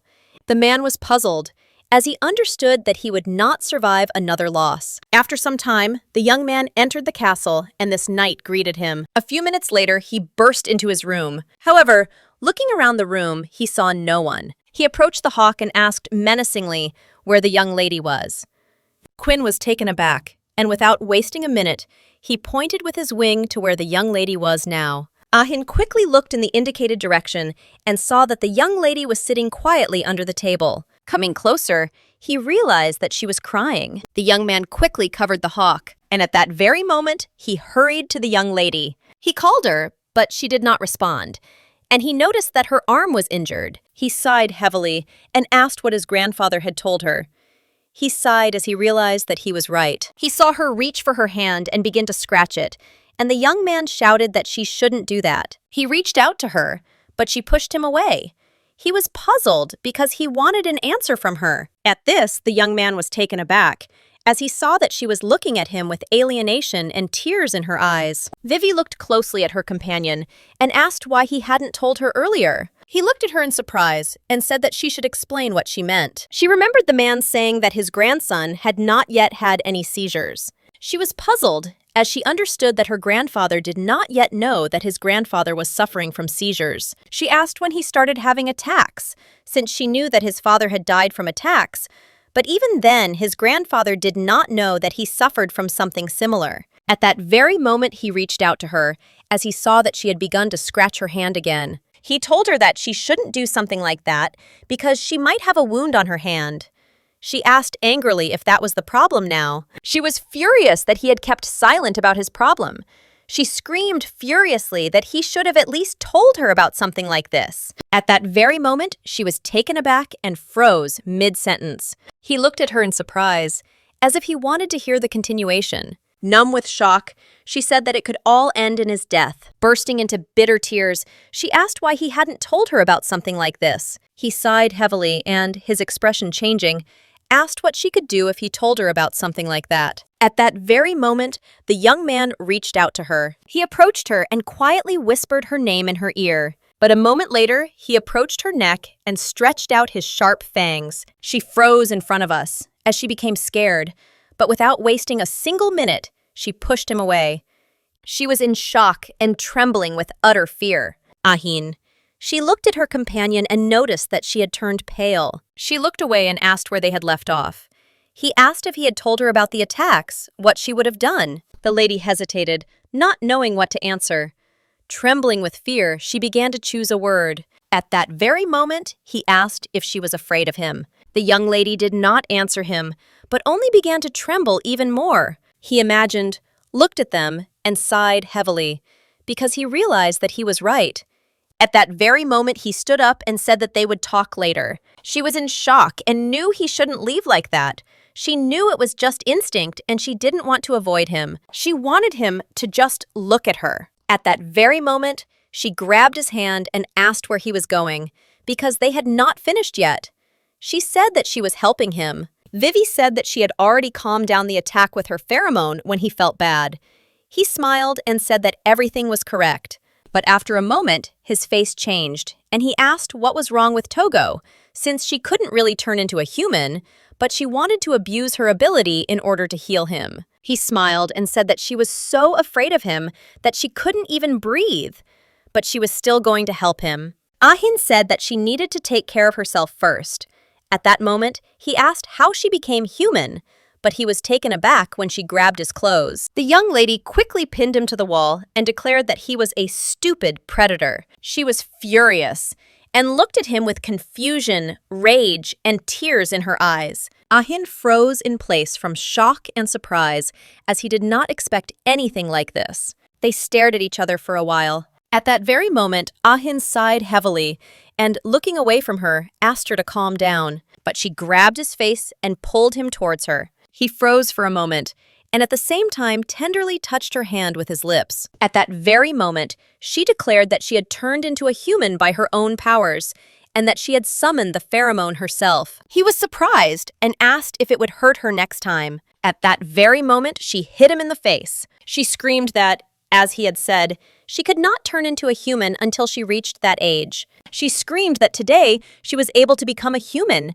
and at the same time, she could not say exactly when she would become a rabbit again. She screamed that she also had a pheromone attack, and it happened because she simply overdid it with the use of pheromone, or because of the drug. She screamed that he couldn't control it, which is why his attacks happened unexpectedly, but the fact that her pheromone helped him was an obvious fact. She screamed furiously that he himself was not able to control such things, and therefore he needed to take care of himself first. Ahin was shocked by everything he heard, but he could not answer all her reproaches. Vivi looked at the young man with a smile, and at that very moment suggested that they look for a solution together. She wanted to find something that would help her get rid of the attacks, and at the same time, she wanted to try to learn how to control the pheromone normally as quickly as possible. She said that he could tell her sex, since when his attacks began, because there could be some pattern. The young man looked at her intently, but said nothing. At that moment, he sighed heavily and asked if she really didn't think that he could have brought her to his place to use her pheromone. She sighed and said that if you say you haven't thought about it, you'll be lying. But she knew that if that was all he had in mind, he wouldn't have called her the girl he cared about. She said that if he had such a goal, then now she didn't care, because she survived only thanks to him, and now she wanted to help him and thank him. Akin asked if they couldn't find anything that could relieve his attacks, whether she would help him every time they occurred. She smiled and stated that if she hadn't intended to do it, she wouldn't have even mentioned it. Ahin kissed her hand and asked if she was really ready to do such a thing, despite the fact that she was afraid of him. She sighed and declared that she would help him all her life. For a moment, she said she needed to make amends. Vivi Yi touched his lip tenderly, causing the young man to freeze in shock. A moment later, she touched his fangs. Trembling with fear, she said with a smile that now she touched his fangs and did not even lose consciousness. She said that if she tried, she would stop being afraid of him later. At the same time, he saw that she felt very ill when she touched him.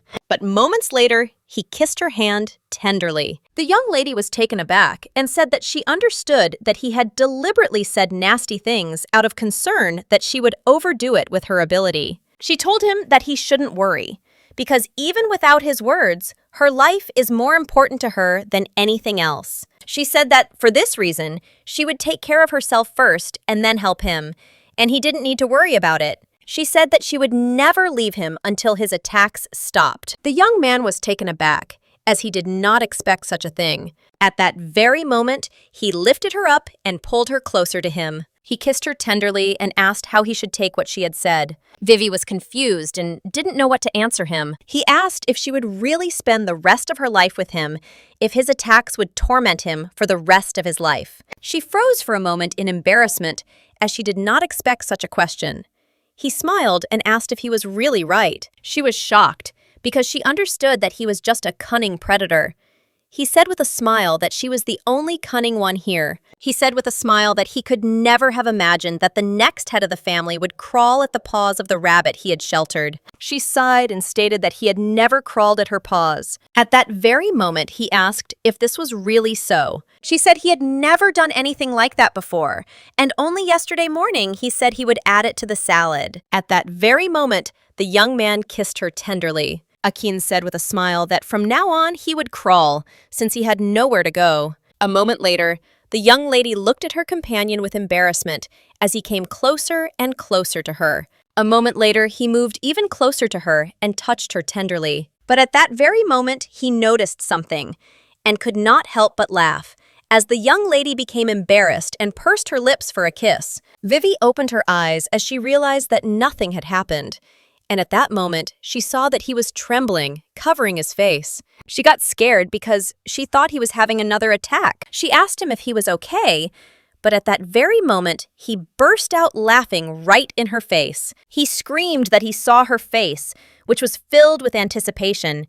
He understood that she was just a lustful rabbit. Vivi looked at the young man with fury, because she understood that she would simply kill him herself soon. She immediately turned her gaze away from him and declared that he should move away from her. Akin, with a satisfied smile, reached closer to her and asked where she was going. She stated that she had a lot of important things to do, and it was time for her to go.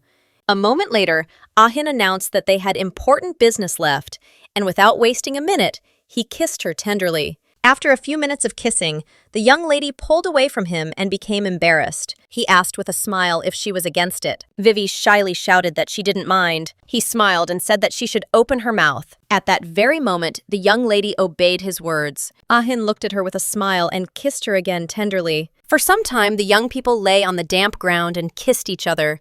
After a moment, she pulled away from him and asked for a little time. He was surprised because he didn't understand what had happened.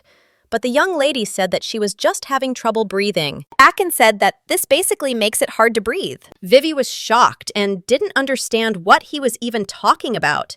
She wanted them to rest a little. He asked with a smile if she really just wanted to rest and not stop. Hugging his companion, he said that she was just a cunning rabbit. A moment later, he asked if rest was necessary. The young lady was confused as she realized that her companion had become strange and also cunning. She was confused and didn't understand why he was okay, because she felt like she had been running with all her might. He said with a smile that he had never felt anything like it and did not know, while he opened his mouth, preparing for a new bite. She was puzzled and didn't understand what he was doing at all. But at that very moment, she saw his fangs on her body. A moment later, the young lady could not bear it any longer and fell unconscious. He looked at her with a smile, as he was surprised and puzzled by everything that was happening. Achin called the young lady, but it was all in vain. A moment later, he realized he had made a mistake and bitten her. Sometime later, he looked intently at the lady who was lying quietly released. At the same time, she writhed in her sleep, as she dreamed that he was biting her again. Akin looked at his companion with a smile. He knew that when the morning came, he would call the designer, as he wanted to completely redesign her wardrobe to suit her. He remembered her saying that when he had an attack, she would use the pheromone no matter the time. Ahin looked at the lady tenderly as she made a sweet proposal. But he was puzzled and didn't know if it would be right to stabilize his condition with her pheromone. The last time he had an attack, he felt as if his submissive pheromone had been absorbed by the lady's settling pheromone. Moreover, he could not control his own pheromone, and he was afraid that it might frighten her. But he saw that she was brave, and despite the fact that she was a coward, she did not back down. But he also understood that it would be safer if he distanced himself from her. Akin sighed heavily, as he understood that he had to think about this too because of the pheromone. At that moment, he sighed heavily and wondered what his father was thinking when he left his mother alone. He understood the complexity of the situation, but at the same time, he didn't know what to do. But he saw a sleeping young lady who was beckoning to him and who was repeating his name. He sighed heavily and asked his father what he should do in this situation. The next morning, the young lady was fidgeting nervously in her bed. She was puzzled because she knew that if she had been more persistent, she would have been able to find out about his attacks. At that moment, she remembered his lips, and throwing them out of her head, she realized that she could hide her true feelings. At the same time, Ash looked at her in surprise, as he did not understand her behavior. A moment later, he jumped onto the bed, causing the young lady to jump unexpectedly. She looked at him with a smile and declared that she was not in any pain at all and that he did not need to worry. A moment later, she greeted Bara with a smile, but the bar turned away from her and growled menacingly, and the jeweler wondered if she really didn't like her yet. Mamie Room told the panther to get off the bed slowly. Vivi looked at the maid in surprise and asked where the young master was now. The maid reported that the head of the family had called him, and she also told the girl that she had brought a newspaper from the rabbit territory that she had spoken of earlier. She wondered if there had been no article about the terrible incident that had happened at the chief's mansion. She knew there had been no mention of the fire, but she wanted to know what had happened to her family. She wondered if Madame had decided to sort everything out secretly. Vivi sighed heavily as she realized that this was all simply useless. She thanked the maid for bringing her the newspaper, but said she didn't need them anymore. Vivi looked at the maid with a smile and asked if she would tell the young master about this. She stated that she would not report such a trifle to him. The young lady was very glad about this. At that very hour, the maid informed the lady that guests would soon be arriving, so she should get ready without wasting a minute. She took the young lady in her arms. Vivi was very confused and did not understand what was happening at all because she was a human and could move independently. Meanwhile, the man angrily asked his colleagues where in the world there were fields. He told them not to say such things and to get to work quickly. But they told their leader that he had not seen her yesterday because she was completely different from the members of the Black Panther family. They said that he also secretly wanted to visit her. They asked if he was not interested in knowing what she looked like in human form. After some time, Madame entered the dining room, where her relatives were waiting for her. Achin looked menacingly at his grandfather and declared that he was talking nonsense. The man stated that he is free to say whatever he wants. Moments later, Madame joined them and slammed the table to silence them. They looked at her in surprise, as they did not expect such a thing. At that very moment, she introduced herself to them. Moments later, she angrily declared that she felt ignored in her own home. Mr. Rillian was shocked and did not understand what she was talking about. He wanted to know what kind of bastard dared to do something like that. Madame Grosno stated that Anna alone had not seen her. He was puzzled and did not understand what was being discussed, but his grandson stated that she was talking about the nymph that everyone was discussing. The man was taken aback and froze in place, as he did not understand who they were talking about. Balance stated that her father met her in the greenhouse, and she spoke of the rabbit nymph that was ringing in every corner of the estate. She was puzzled and screamed and asked why he didn't leave her a portrait of him, how she ran, riding Bara. Madame said she didn't know when the lady would turn into a rabbit again, so she wanted to meet her before the meeting started. Valen stated that she would not contact him, so they could start with the meeting. Madame stated that his birthday would soon be coming up. He sighed heavily and said that he knew perfectly well what she wanted to say. He knew that everyone at the banquet would be talking about the young lady, so he wanted to think of a way to introduce her to them. Madame remarked with a smile that her son knew her well. He said that they could shut everyone's mouths, as he did not want to see her being discussed. The lady asked if she should speak out on this matter. Ahin asked if she would be okay if they used the lady for political purposes. Madame only laughed at his words. She looked at her son with a smile and declared that he knew well how much she treasured the little ball of fur, so he could leave all the questions to her. Ahin said with a smile that, in that case, her action would be a birthday present to him. Mr. Rillian-Sill said that the girl is very smart, so she will get used to the life of an aristocrat. But if her origin is a problem for them, then he will force a good family to adopt her. He said with a smile that she had round features and was very cute, so the elders would like her. Everyone looked at him in surprise and asked if he was drunk. Mr. Rillian looked at his grandson with fury. The young man stated that he found it hard to believe that his grandfather could have become attracted to the lady after only a week of training. He asked his mother when she had managed to teach her how to direct the pheromone during use. The lady was surprised and asked what he was talking about. She asked if it required any special training. He thought that her grandfather taught her before she went to her lands. The man said that he did not do this, since he could not even approach her. At the same time, they were puzzled, because they did not know who had managed to teach her such a thing. Akin understood that it would be difficult for her to deal with something like this alone. He knew she had a high-level pheromone, and yet he wondered if the lion had taught her that. He was furious because the lion had reappeared in his sight. Meanwhile, the young lady stood quietly at the window and waited for the young gentleman. Ahin's birthday was coming up soon. Vivi was puzzled and wondered what she could do for him. She knew she had to give him something, but it had to be a thoughtful gift. She wanted to ask him what he wanted when they met, but she hadn't seen him for a long time. At that very moment, she began to wonder how her birthdays had been. She remembered that when she was little, she was given a party hat. But as she grew older, she stopped receiving congratulations, so she did not know what and how to do. A moment later, all her thoughts disappeared as she heard some strange sound, and she was scared because she didn't understand where it was coming from. She thought it was probably a hawk, but listening more closely, she wondered who was there. A moment later, Erwin announced that it was him.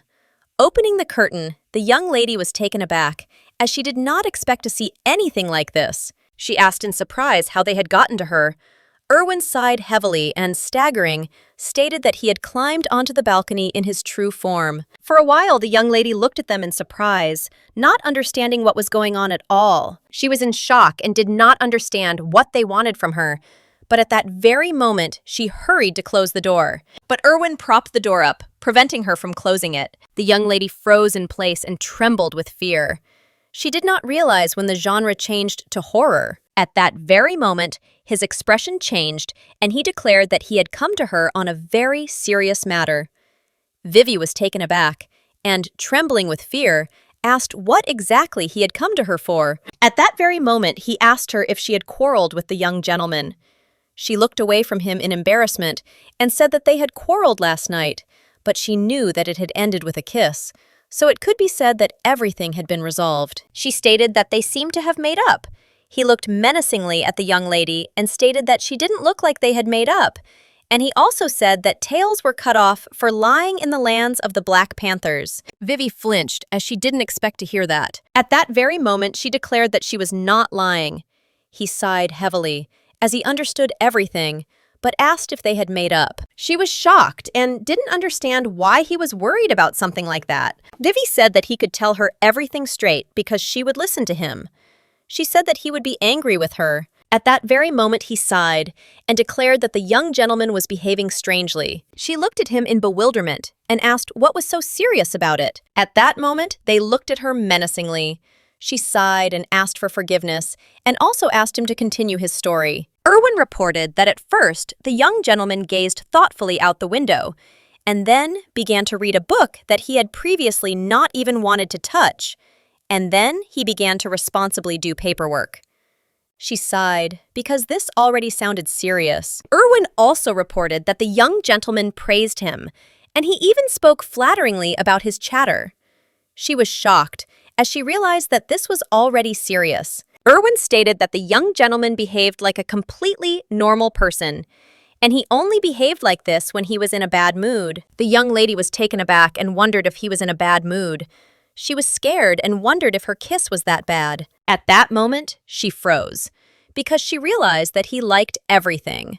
She wondered if he could be offended by the fact that she got angry and yelled at him, but at the same moment, she assumed that she had put too much pressure on him. Erwin stated that he even looked into the kitchen to see if she was there, because the young gentleman had left the office early today. He said that he assumed that baked rabbit would be served on the young gentleman's table today.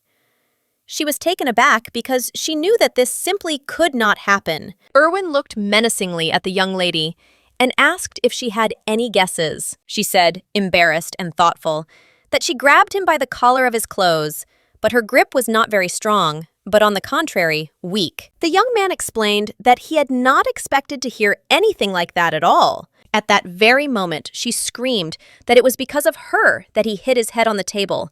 They were shocked and understood that this was a terrible story. At that very moment, Erwin said that she should leave the door to the balcony open. He sighed and declared that this time, the young master could really come for her soul.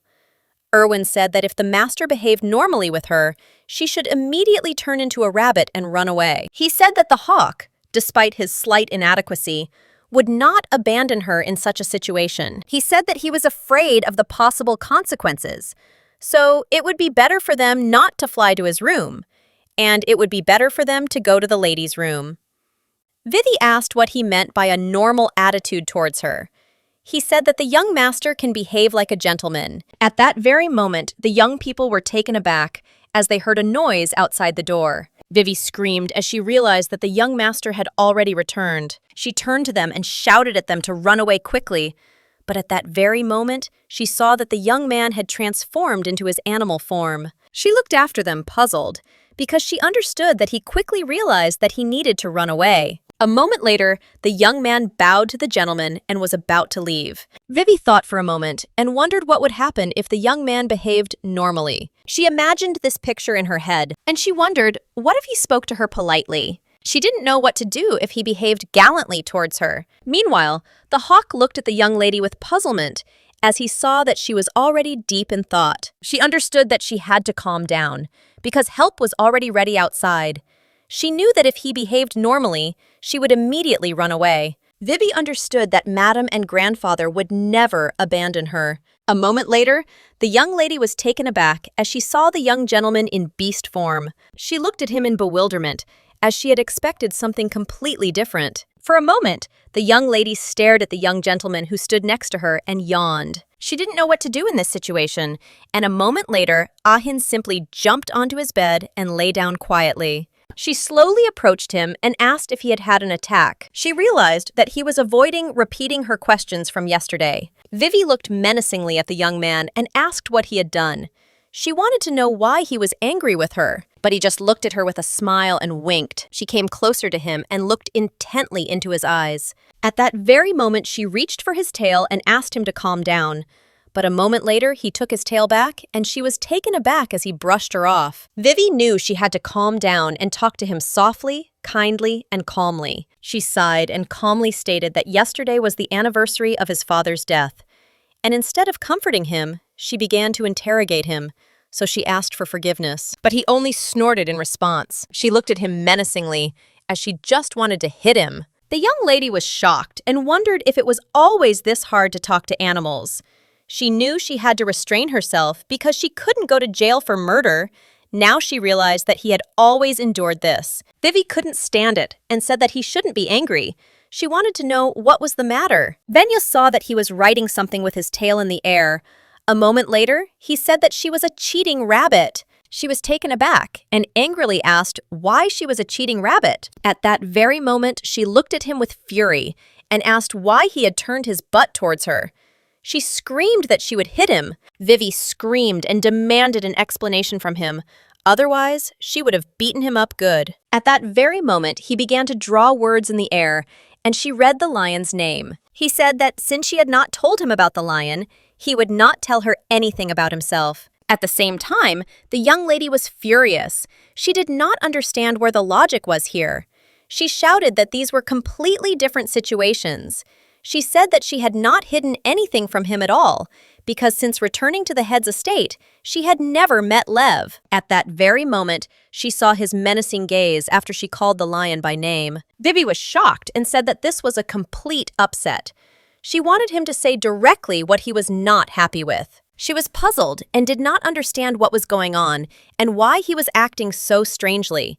She wanted to know what he had heard from the hawk or from Erwin. She didn't think anyone had heard their conversation before she left. At that very moment, she wondered if they were really talking about dancing. He was taken aback, and at the same moment he looked at her with bewilderment. He was shocked and hoped that she wasn't doing the rabbit dance, which even he had never seen in front of Leo. At that very moment he looked at her sullenly, and the young lady realized that the end had come for her. She shouted that she didn't want to dance. Vivi sighed and stated that she simply needed to tell the lion that she would soon be turning into a human.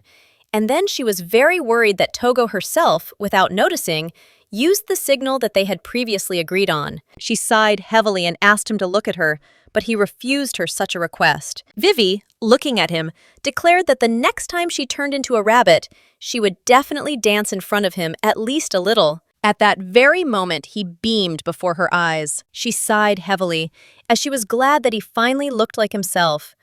She asked if everything was okay now. A moment later, the young lady said that he could now turn into a human, because she wanted him to answer her questions. But at that very moment, she saw that he had no intention of doing something like that. She was furious at his actions. Vivi began to scream with rage that he was just a vile predator. And at the same time, she spanked him on the softest spot. He only purred in response, and she screamed in embarrassment that he should not enjoy this. After some time, the young man woke up in a cold sweat late at night. He was puzzled because he realized that the periods of relief were becoming shorter and shorter. He was in shock and wondered how his father ever coped with this disease. A moment later, he turned around and saw a young lady next to him who was sleeping peacefully and quietly. He was taken aback for a moment and froze in place as he saw her thin neck while his heart was beating very hard. The young man was tormented by thirst, and his heart was burning. He understood that if he bit her neck, he would definitely be able to quench his thirst. The scent penetrated straight into his heart, and he understood that it was a healing pheromone. He wanted to immediately absorb her sweet pheromone without a trace. But in turn, the young man restrained himself as best he could. He knew he had to act differently and let go of all thoughts of absorbing her pheromone. Moments later, he came to his senses and realized that he had almost harmed the young lady. He looked at her intently as he saw that she was sleeping quietly, not even suspecting what he wanted to do with her. Ahin touched her face tenderly, and she purred softly. He looked at her tenderly because he was afraid of losing her. He understood that she was still a little ball of fur, who could have died the very second he looked away from her. He knew that she might try to escape from him as soon as she turned into a human, and at the same time, he understood that she might simply fall in love with a lion and leave him. But he wanted to do something that would keep her close to him. More than anything in the world, he was afraid of losing her. And more than anything in the world, he liked her concern about his attacks. He was pleased that she was simply interested in his health. Because of her kindness, she learned more about his attacks, and he understood that because of this, she felt love for him. Achin understood that if it was just sympathy, as long as it came from her, that was enough for him. Ahin sighed heavily and told his subordinate to leave immediately. Moments later, the hawk appeared in his field of vision. Achin was puzzled because he had not ordered the hawk to guard the balcony. He did not understand why it was doing something that he was not commanded to do. Achin looked at the hawk in surprise as he saw that he was afraid to answer his questions. At that moment, he sighed heavily and declared that, unlike Erwin, showing gentleness in front of Madame Rabbit was not his style. The hawk looked away, but did not answer his master. The young man sighed heavily, for he realized that when he looked at the hawk, he saw her young lady in the form of a rabbit. At that very moment, he declared that as punishment for his willfulness, he would not receive any strawberries for a week. Hawk was shocked by this. At that very moment, the young man announced that he had work for the hawk. He looked menacingly at the bird and declared that he must deliver the letter straight to Rune. The hawk nodded quickly to his master, and a moment later he fluttered into the sky and flew away holding the letter in his beak. Vivi, not him. Ahin looked at the hawk with a smile and declared that he, like no one else, knew who he really was. The hawk understood what his master was talking about, and at that very moment he flew off to carry out his instructions. Several years ago, Ahin met the second son of the Magnients family. The election of a successor took place in the territory of Lviv. Leona Magnients was the leading candidate, and everyone understood that there would be no major disagreements. As a precaution, they were allowed to remain in the Black Panther lands for a while, in case the allies of one side decided to put Rune's life in danger. At the same time, the young man was puzzled. He did not understand how long he should remain inactive. He did not know what he should do. But in turn, he met the heir of the Black Panthers.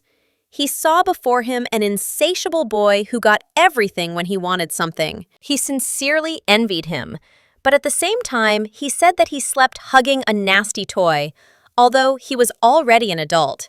He was surprised that everyone called him the next head of the Black Panther lands. Ahin looked at the boy with fury and asked how dare he, who knew nothing about rabbit charm, say such a thing. At that very moment, he pulled the toy towards him and declared that he should look at it carefully. Rune was taken aback and shouted to his comrade to immediately remove the ugly rabbit from him. Ahin looked at his friend with anger, since his rabbit was not at all ugly. He hit his new acquaintance several times and declared that he should immediately repeat his words. Rune couldn't bear it and burst into tears at that very moment. Erwin ran to his master and asked him to calm down. He shouted to the young master that he had to attack quietly and secretly, otherwise he would get it from the adults. Achin looked at his comrade with anger and asked why he had called the lion's name before his own. He was angry because he did not know whose side his comrade was on. Erwin was taken aback, and a moment later declared that he was on the winning side. Ahin was shocked by such a statement, and at that very moment, he threw his toy at his friend and declared that he was a petty traitor. Erwin looked at the young gentleman with tears in his eyes and said that this was too much of him. Rillian burst into their room and asked what was going on, as he heard a child crying. Akin, in turn, only snorted, looking displeasedly at everyone present. A moment later, he sighed heavily as memories of his childhood encounter with Leo came flooding back. He knew that Leo had said back then that he couldn't stand rabbits, but now it was the other way around.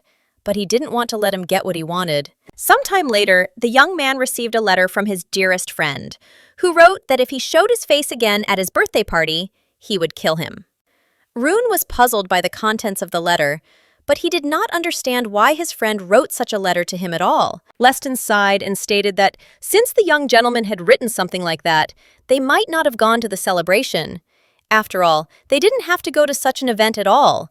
And he also stated that they could have sent other relatives. Rune sighed and told his assistant that it was impolite of him to look into someone else's correspondence. The young man was taken aback and shouted to his master that he was speaking seriously now. He said that he had already thought about something like this, because the Black Panther territory where Mr. Erwin lived was extremely bad soil. And what's more, there had been a lot of gossip about them lately.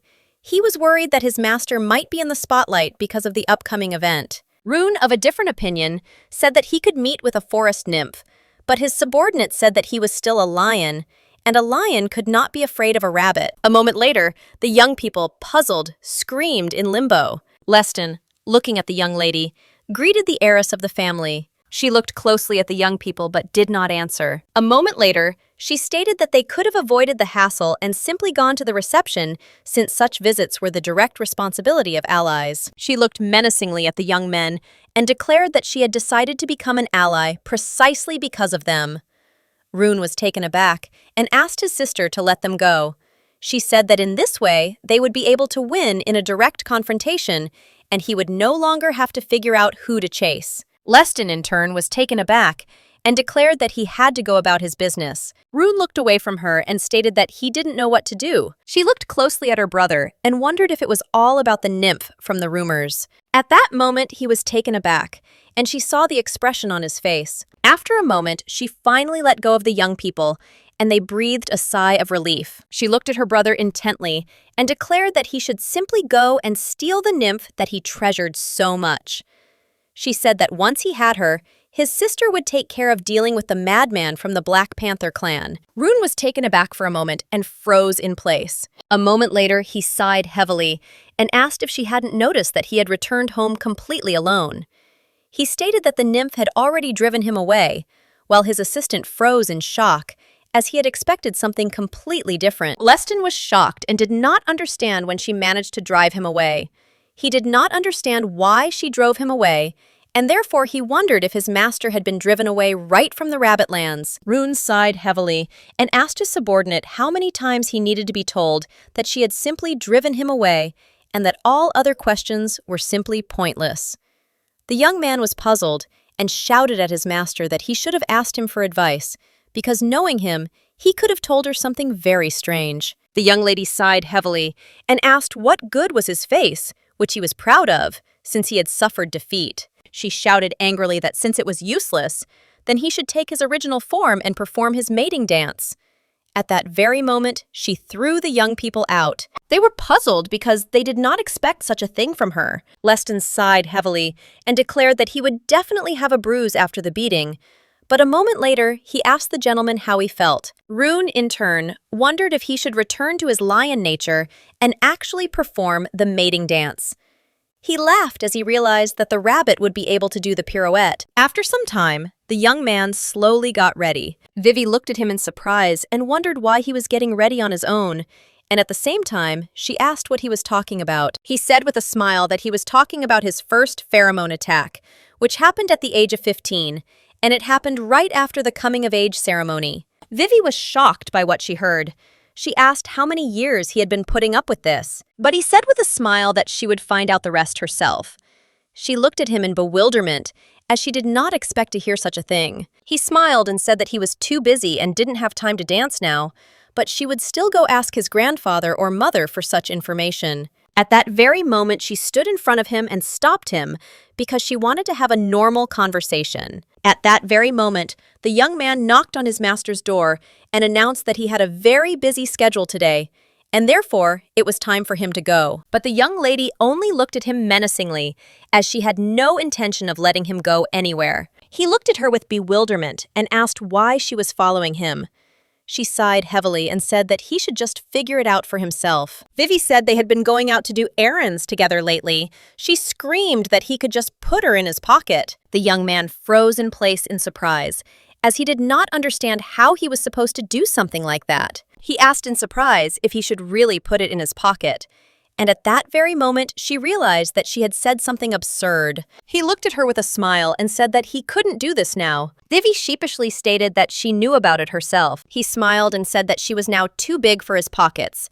She walked away from him embarrassedly and shouted that she was well aware of this, and she also stated that she was just joking. For some time, the young man stared after her, and after a few minutes of reflection, he declared that he knew what he should do. Vivi turned around and looked at him with a smile as she waited for the issue to be resolved. Leaving the room, he called his assistant. The young man bowed at that very moment, awaiting an order. A moment later, Ahin shouted to his assistant to immediately bring some kind of bag. The young man was taken aback, as he did not understand what his master was talking about. Ahin looked at his assistant with all seriousness and declared that he should bring some kind of bag, be it a bag, so that the young lady could fit into it. Vivi stood there dumbfounded for a moment, but a moment later she asked, confused, what he was even talking about. Achin's father, Edis, died very young, although he survived a pheromone attack at the age of 18. But the young gentleman's first attack occurred at the age of 15,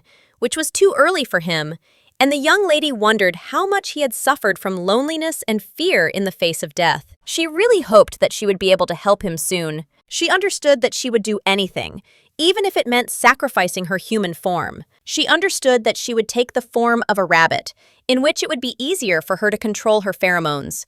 She wanted to throw all her efforts into healing him. After some time, the gentleman told the young lady with surprise that her desire to study was simply excellent, and he did not spare praise for her. He sighed and stated that the healing pheromone is divided into soporific, anesthetic, and healing. Moments later, he stated that she should first use anesthesia on the hawk, which was now next to her, At that moment, the hawk was taken aback and looked at the little rabbit with a puzzled expression. A moment later, the man said that she should use her pheromones on Erwin, who was in the hallway, because he was a moving target, and she needed to be especially careful not to miss. She only received praise from the master, and after a moment, he declared that this time, she should try to shoot the pheromone at them, in as short a time as possible. A moment later, the young lady met Rill. He looked at her in surprise and asked if she was dressed like that because of the young master's upcoming birthday. He said with a smile that she was very sweet and that the hat suited her very well. But the young lady was puzzled, as she wanted him to answer her questions first, as she had a lot to do. He briefly wondered if the young gentleman had been acting strangely, sighing heavily. He claimed he hadn't even known anything like that. He said that the young master always greeted his subordinate with joy, and at the same time he was happy when she dirtied the paper with her front paws and put her imprint on his documents. He wanted to create a special seal for the rabbit. A moment later, he told the young lady everything about the young master, and she looked at him, puzzled. She sighed, as she realized that she had received some kind of answer from him. She knew that the young gentleman always behaved very strangely. Rill looked at the young lady in surprise and asked if those were all the questions. She touched him with a smile as the first interrogation was over. After some time, she visited Yuan, and Vivi wondered if he knew about his master's forests, but he only said with a smile that in her cloak she looked completely different, just like a real detective, and this made him very happy. She was shocked by his answer, and at the same moment, Ash and Vivi growled menacingly, looking at the young man. He looked at them in surprise and asked if they really wanted to know about the day the young master took on his true form.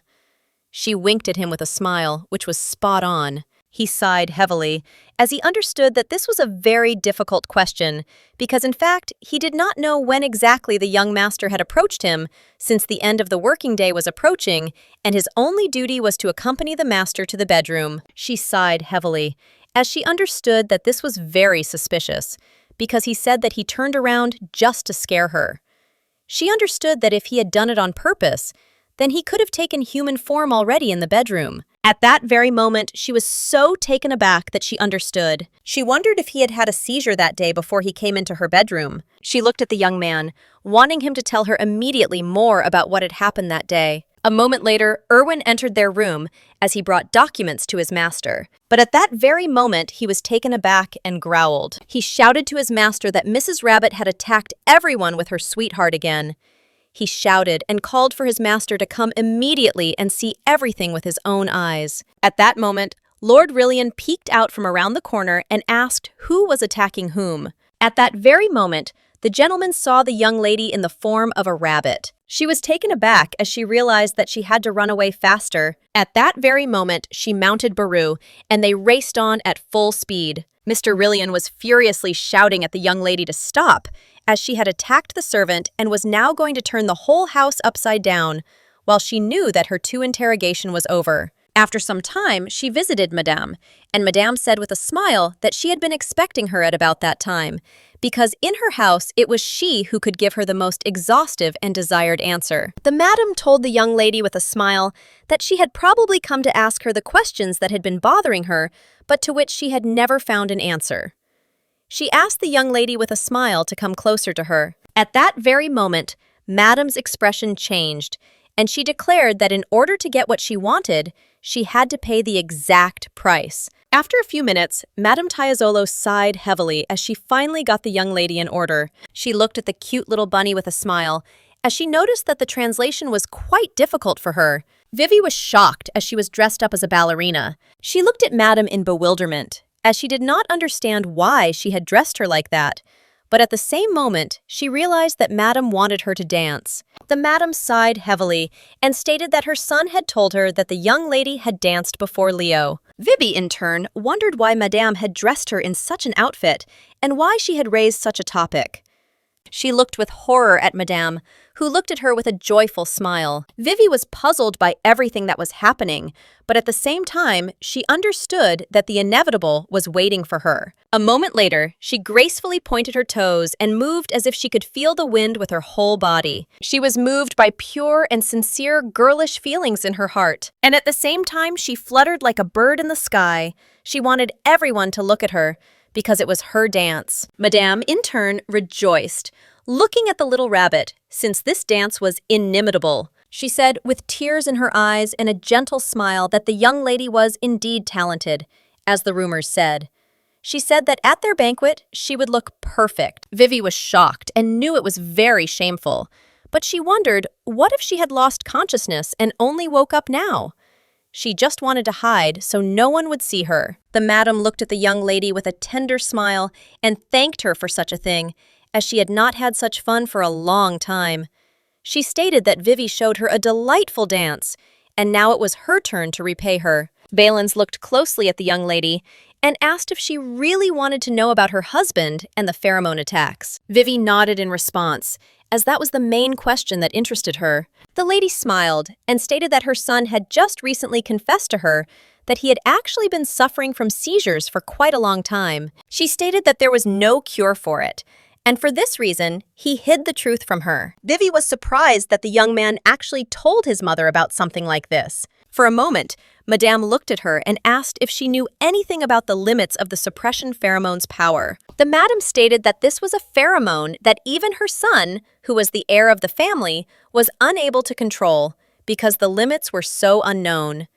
She knew that with the help of this pheromone, it was possible to control someone else's mind. The young lady was shocked. She didn't expect to hear something like that. She stated that her husband tried not to resort to the power of the suppressive pheromone due to the difficulty of controlling this enormous power. At the same time, she stated that her son, on the contrary, could easily be controlled by pheromones from early childhood, and perhaps it was all thanks to genes. She knew that no matter how easy it was for him to use the pheromone, while there was a risk of an attack, he shouldn't do it. But taking the position of the future head of the family and not using it was extremely difficult. She knew the reason why her son had experienced his first attack at an even earlier age than his father.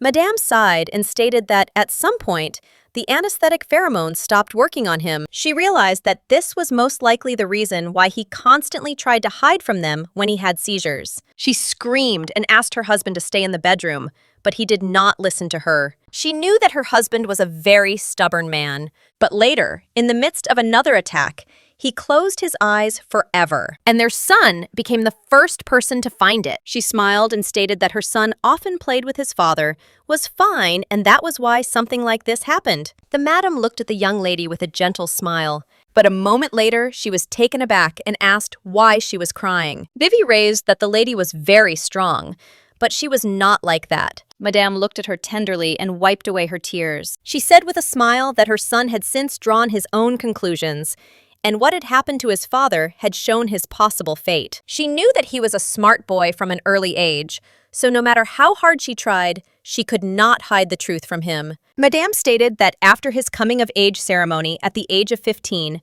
he suddenly told Tema about her remarriage. She was shocked by this because she knew that he was healthy and alive, but his words were equivalent to a request to get a new receiver. That same day, their first quarrel occurred, but as it turned out, the reason for this was his first attack. Madame understood that she was irresponsible then, since he was born with a much healthier body than his father. She was sure that the attack should also begin later than his father's. Vivi looked at Madame intently, as she didn't want her to cry. Madame sighed and stated with tears in her eyes that as the head of the lands, she was obliged to create a new successor to avoid risks, but she was unable to do so. She said that the very thought of it made her feel as if she were losing her son, just as she had already lost her husband. She loved them both more than she could have imagined. After some time of their sad conversation, the madam looked at the young lady with a tender smile as she saw that she had fallen asleep, and at the same time, she realized that in such circumstances, it would be better for her to wait for the arrival of her son. She stared at the rabbit for a moment, but moments later, she told her guards to relax, as she had no intention of harming their mistress. Valens sighed heavily and, looking at them, declared that it was still a wonderful quality. A moment later, the young gentleman burst into his mother's office and looked at her menacingly. He approached her hastily, as he knew that his companion was next to his mother. The madam looked closely at her son and told him to be quiet, as she had given her a hard time today. She wanted the baby to sleep peacefully. At that very moment, he quietly lifted the young lady. Achin glanced sideways at his mother and stated that he assumed she had told her everything. At that very moment, he sighed heavily and wondered how he could be with her. The lady froze for a moment as she saw that her son looked as if he was ready to give his all to the little rabbit. She sighed and stated that she felt very sorry for the baby as she had suddenly appeared in his life. He sighed and stated that he was completely under her paw. Madam asked in surprise if that was really the case, and she also asked if he would lick her paw like a slave. He smiled and stated that it sounded great. A moment later, an awkward silence fell between them. At that very moment, the young man called his mother. But she interrupted him and said that if he was going to tell her that he wanted to lick the rabbit's paw, then he could leave immediately. Achin stated that he was planning to go to the Bearland immediately after his birthday. She was surprised that he wanted to go so far. Ahin said he got the information from Hawk, and apparently it was many years ago, but there was still someone there with a pheromone under pressure. After hearing this, Madame froze in a daze. She sighed and stated that she had not been able to find out anything like this in all 10 years of searching. She was surprised that his bird had told him this story. She sighed and stated that it seemed that the rumors about their kind providing special information were not a lie. Ahin stated that, in fact, it took Quinn years to find out such information, but it was not a fact that even his trip to the bear country would bring any benefit. She said with a smile that she could not have imagined such a thing, and she did not even realize the irony of fate when he brought the half-dead falcon into the house. At that very moment she sighed, because she realized that perhaps the real irony of fate was the little rabbit. She looked at her son with a smile and asked why he didn't let her admire the rabbits. He sighed and said that she had enough of admiring her. Ahin looked at Rabbit tenderly and declared that when he went to the land of the bears, he would have to leave her. At that very moment he smiled, enjoying every minute spent with her. Madame asked if he really wanted to leave her in that place, since the Bearlands were far away. She asked what he was going to do with the attacks without her. He sighed heavily and declared that he would not die from the attacks. She was surprised and wondered why he wanted to leave her in the estate at all. He thought for a moment, not knowing what to answer his mother. After a moment, he declared that he would tell when he was absolutely sure. The madam looked after her son in surprise. A moment later, she said with a smile that at first the lady was seen as a spare snack, or something like that. He treated her very lightly in his mind, but now she had become an integral part of his life. After some time, the young people joyfully greeted the gentleman. The young man looked closely at the gentleman and said that he looked especially happy. He wanted to know what made him so happy. At that very moment, the man, with a fierce grin, declared that something had indeed made him happy. A moment later, he burst into wild laughter. He said with a smile that he simply could not stop laughing because he had such a wonderful student that he had been very pleased with her lately. He knew she was no ordinary student. At the same time, he understood that it was not for nothing that the great rabbit had managed to drive the entire Grace family under his paws. He understood that for the first time in his students, he had such a hard-working and passionate talent, which he was proud of, and at the same time, he was proud of himself. Ahin asked the young lady in surprise how much longer she would practice. He wanted to know how much longer she would study because he wanted her to play with him. At the same time, she bit him every time because she wanted him to calm down and not disturb her. The man knew that she knew no boundaries, and she even kicked away her grandson who was neglecting his grandfather. He was shocked and wondered where the wise warrior had come from, but the man felt freshness in every blow she struck. A moment later, all his mood evaporated as an old friend came up to him who said that he was making strange sounds, and at the same time, the man asked his old friend if he had really started to suffer from senile dementia. Mr. Rillian turned around and sighed heavily as he realized that his comrade had approached him, for no one else could greet him so vulgarly. He knew that the lions were supposed to arrive that day. The man smiled and told his friend that he was still as straightforward as ever. Mr. Rillian sighed heavily and asked his comrade in confusion why he had come. He wanted to know where his grandson, who was supposed to visit them, was. The man smiled and said that he had come with his grandson, but he immediately rushed off to look for someone. At the same time, the man wondered who his grandson could be looking for in the lands of the Black Panthers. Meanwhile, the young lady, without wasting a single minute, practiced her strength. Now she will be forged not by one opponent, but by several at once. They looked at her menacingly and immediately began to growl, but she called them to her with a smile, as she wanted them to attack her. At that very moment, the panther rushed towards her menacingly, but Vivi stared at her opponents, and she didn't even move from her spot. At that very moment, they growled menacingly, rushing at her. But a moment later, she was taken aback as her opponent began to purr softly in front of her. And at that very moment, Ash licked her tenderly. The maid looked at him sharply and said that he should stop doing something like that. Vivi was shocked because she knew he shouldn't behave like that. She was puzzled, as she knew he should take their training more seriously. She understood that if he continued in this direction, she would die from his cuteness. In turn, Ahin watched them closely, and he saw that their fight looked very funny and cute. Erwin looked at the gentleman in surprise and asked why he was waving the carrot, since he knew that Mrs. Rabbit would not be able to eat it. He smiled and stated that this was the reason he was waving it. Erwin sighed and stated that this was apparently a sign of protest, because Miss Rabbit was not having fun with him. The young master quickly threatened his subordinate to shut his mouth. But a moment later, he looked away and noticed familiar silhouettes in the distance. He clearly saw his grandfather and realized that the day of the Lion Clan's visit had already arrived. At the same time, he wondered if they had changed their minds. Achin also understood that if they did not value their lives, they could pay them a visit. The man, taken aback, looked at his friend and told him to look at the article in the newspaper. To his regret, his old friend did not answer, and he continued to insist that he had to look at the newspaper. Mr. Rillian So did not understand why he was following him and even yelling at him.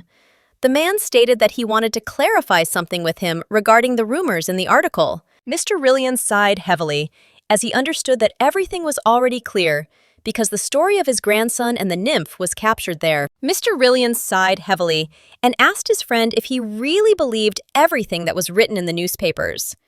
Ezrin sighed and stated that rumors about their grandchildren had already spread everywhere, and everyone said that they had failed as men. Mr. Rillian was taken aback and angrily asked who had said such a thing.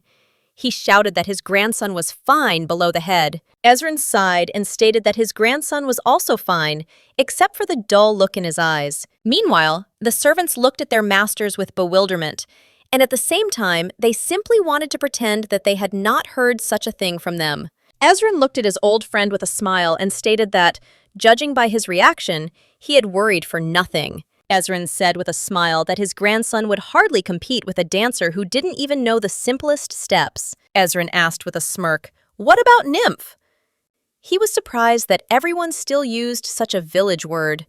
At the same time, he stated that he was outraged when he saw what kind of gossip the servants were reading. He felt sorry for his friend's grandson, because there was a rumor about him that he ate at the same table with a rabbit. He said that people were spreading ridiculous rumors, and at the same time, he was no longer laughing because of such things. Ezrin thought for a moment and said that there is nothing to take from street dancers, and it is impossible to just look at them. At the same moment, his friend looked at him with fury, menacingly asked what he was talking about. The man looked at his friend in bewilderment, as he did not understand his violent reaction. Mr. Rillian, in turn, was seething with rage and anger. After a moment, he looked away from his old friend and declared that if you saw the dancer in person, there would be something to see. A moment later, he stomped off in a completely different direction. The man looked at his comrade in bewilderment, as he did not understand what he was saying at all. Meanwhile, the young man walked around the estate in search of the young lady. He was puzzled and wondered what he should say if he met her. He sighed and wondered if he should dance a mating dance in front of her. But after a moment, he pushed the extraneous thoughts away, as he knew that he needed to calm down. After some time, he finally saw the young lady. At that very moment, he primped himself and hurried to meet her. Everyone present was momentarily taken aback when they saw him. Mamie looked at the young gentleman in surprise and immediately greeted him, but he stopped her. He hurried towards the young lady with a joyful smile, and after a moment, he extended his hand to her and called out. For some time, she looked at him intently in surprise. He smiled and asked how she had wished all this time. She stared at him for a moment, not looking away. But a moment later, Ayan came up to them and told Rune that if he died, she would feel better than ever. Rune looked menacingly at his comrade and stated that he had actually asked the young lady, not him. Achin looked at him intently, but did not answer. A moment later, he could not bear it any longer and said angrily that his comrade had come to them himself, knowing that certain death awaited him here. At that very moment, Erwin shouted to his master and asked why he had jumped out of the window in front of everyone. Ahin sighed heavily and told the little rabbit not to pay attention to the lion. She looked at him in surprise, as she did not understand why he suddenly ran out of the house. But in turn, she saw that he was burning with anger and fury, looking at the lion. At that moment, she turned her gaze to the lion and wondered what he was doing on their lands. A moment later, she realized that he had arrived as a representative of the lion clan to the banquet in honor of the young master's birthday. But she was still a little puzzled, as she saw that there was a very tense atmosphere between them. She was in shock and did not understand what kind of atmosphere there was between them. It seemed to her as if she was standing on thin ice. At that moment, she was taken aback and wondered if it was all because of her. She understood that it was very hard for her because they thought she was wonderful. She wondered if they couldn't stand each other because they had feelings for her. Vivi looked at them with a smile because she understood that they were both very beautiful, but they were not indifferent to her, and at the same time, she was just a little rabbit. At that very moment, the young gentleman looked at her menacingly, and she shuddered. He moved closer to her and said that she was looking at them in a very sly way. She was taken aback because she did not know what he was talking about. Rune averted his confused gaze from her, as he did not expect his comrade to tell me that such things. Ahin was burning with anger and fury as he looked at them, while Vivi and Rune were filled with confusion as they looked at each other. Achin, in turn, quickly threw the carrot to the maid. At that very moment, he looked menacingly at his comrade and asked if he had really forgotten where he was. The young man sighed heavily as he realized that something very ominous was brewing. The young lady froze in shock when she saw such a sight. At the same time, she was surprised and puzzled because she did not understand why they behaved in this way. Rune, in turn, beat from behind that he had received an invitation and therefore was on the lands of the Black Panthers. He asked if there were any problems with this. Rune began to speak of the young lady, but his companion interrupted him and declared that he should not even speak her name. Vivi froze in shock. She wanted them to calm down and not do anything they might regret later. Rune looked closely at the young man and suggested that he stop there because they might not have respect for each other, but there had to be some limit. She was in shock and knew that if they continued to communicate like this, she would simply run away. Achin looked at him intently and stated that, since he had something to say to him, he might as well take his eyes off the rabbit and say it directly. Vivi was shocked because she realized that in front of her was just a real beast. At that very moment, she jumped back from the ground and bent down towards them, as she wanted them to turn their attention to her. At that very moment, she fell before them, and a moment later, she stood up and looked at them menacingly. She only bothered to cast an angry glance at them, and a moment later, she simply ran away from them. The young people were shocked. They did not understand where she ran off to. A moment later, she stopped and turned around and looked at them menacingly. At the same moment, she stamped her little paw angrily on the ground. A moment later, she ran away from them, and she didn't want them to follow her. The young people were puzzled and did not understand why she behaved this way. Ezrin immediately screamed and broke the wall with rage because he was very angry with everything that was happening, and he did not understand at all what had happened. The gentleman looked closely at his comrade and declared that he could see a simple rabbit. Ezrin screamed in rage that he realized it was a rabbit in front of him, but he was furious because the young people were afraid of the rabbit, which was the size of his palm, so they fell at her paws. Mr. Rillian sighed heavily, looking at his comrade, for he recognized himself in him. Ezrin immediately grabbed his friend by the hands and declared that this would not do, and he must meet the rabbit right now. Mr. Rillian looked at his old friend in surprise and asked what he said. Mr. Rillian looked at the man intently and asked him to keep his promises. He told the man that he had given his word not to ask anything. Ezrin sighed heavily and stated that he remembered his promise very well, because they had already discussed this topic many times. The man shouted to his friend that he had months instead of brains, so he was afraid that he could forget about his promise. Therefore, he was friendly, reminded him of this. Ezrin was shocked and did not expect to hear such a thing. At that moment, the young lady looked at them in bewilderment as she did not understand what was going on at all. Ezrin, in turn, looked menacingly at the small and defenseless rabbit. Vivi was immediately taken aback, as she did not expect such a fierce look. Ezrin said that he would like to talk about his grandson, because even though he was lazy, if he did something, he did it conscientiously. And even though he had a dull look, at the right moment, his eyes lit up. He said he just didn't know what she was doing when the fire lit up her brave eyes. He said his grandson was impressive. She looked at him in surprise, as she had already imagined something like this. Mr. Rillian sighed and said that there was no need to react so furiously to everything. He said that after his friend's boasting, he should go on and on about how good his muscles and strength were, and the man looked menacingly at his friend, because he was boring.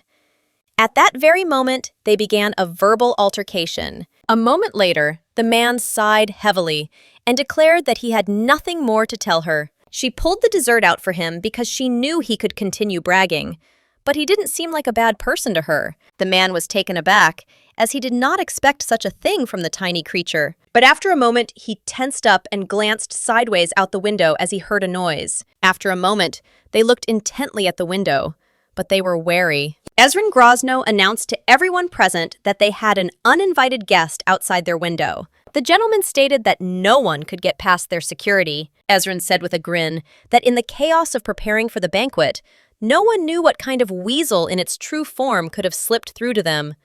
He said with a smile that it must be a completely fearless beast since it decided to hide under his nose. Mr. Rillian was surprised as the uninvited guest got close to them, because he did not even imagine how dangerous it could be for him. At that very moment, everyone present was taken aback, as a loud crash rang out because the glass had broken. Ezrin looked into the distance with a grin and ordered the unexpected guest to show himself. At that very moment, the gentleman covered the young lady with his hand so that she would not be hurt by the fragments. Mr. Rillian looked at his friend with fury, as he did not understand how he could easily break other people's windows.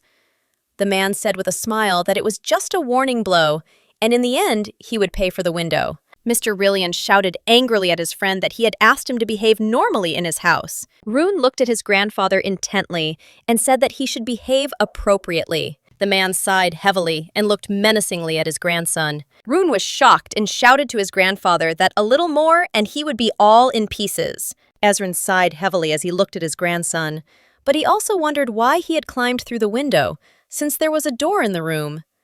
The young man stated that he was going to leave through the door, but there were Black Panther guards there, and they said that everyone who entered the room was eaten. At the same time, the young lady sat quietly, numbly, in the arms of the gentleman. Moments later, she was taken aback, looking at the man, and she felt a flush of heat. After some time, the young gentleman stared at the pherenium, which was already ready for use. He knew that the young lady could use it several times. A moment later, he sighed heavily, as he realized that his refueling had taken a long time. He assumed that this would most likely be her last time using it, since by the time he used it, she would already have full control of her powers. Erwin sighed and stated that everything was correct. He knew that the gentleman had been immersed in pheromone control training day and night, and his attitude could not help but admire him. At that very moment, Erwin looked at his master in surprise, since he did not see any reaction from him. Had been so mean to Mrs. Rabbit lately. He said, with all due respect to him, that he wanted to know why he hadn't returned to her the jewels he had stolen from her box. The young gentleman was taken aback for a moment, not knowing what to answer. But after a moment, he stated that she had been inattentive to him lately. He knew that they would not be able to see each other while he was in the Bearlands. Erwin smiled and asked, regarding the trip, how about taking it with him this time? He stated that the young master could just carry it in his pocket. Ahin looked menacingly at his subordinate and declared that he should shut up. Erwin smiled and asked if he had to keep his mouth shut. Ahin said with a grin that it seemed like his subordinate was one of the timid ones. They were having a nice conversation and didn't notice anyone around them. But at that very moment, Sokol flew into their office. Ahin looked in surprise at the falcon, who was agitated by something. Quinn tried to explain something to the young master, but only about the task. but looked at him as he was flapping his wings all the time and nothing was clear. The young gentleman sighed heavily as he realized that it seemed he no longer considered himself doomed and had decided to begin a new life as a real bird. The young master realized that his subordinate was talking about his grandfather. He asked if the young lady had started drinking with his grandfather.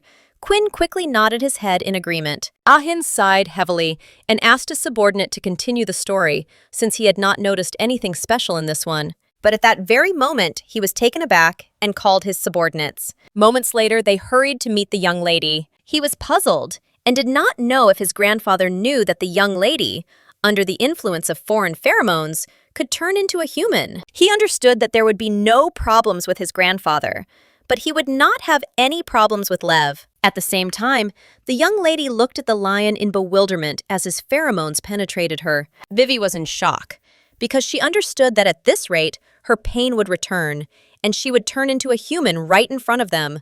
She understood that she needed to leave before something like this happened. Mr. Rillian asked in surprise whether she was scared or if something else had happened.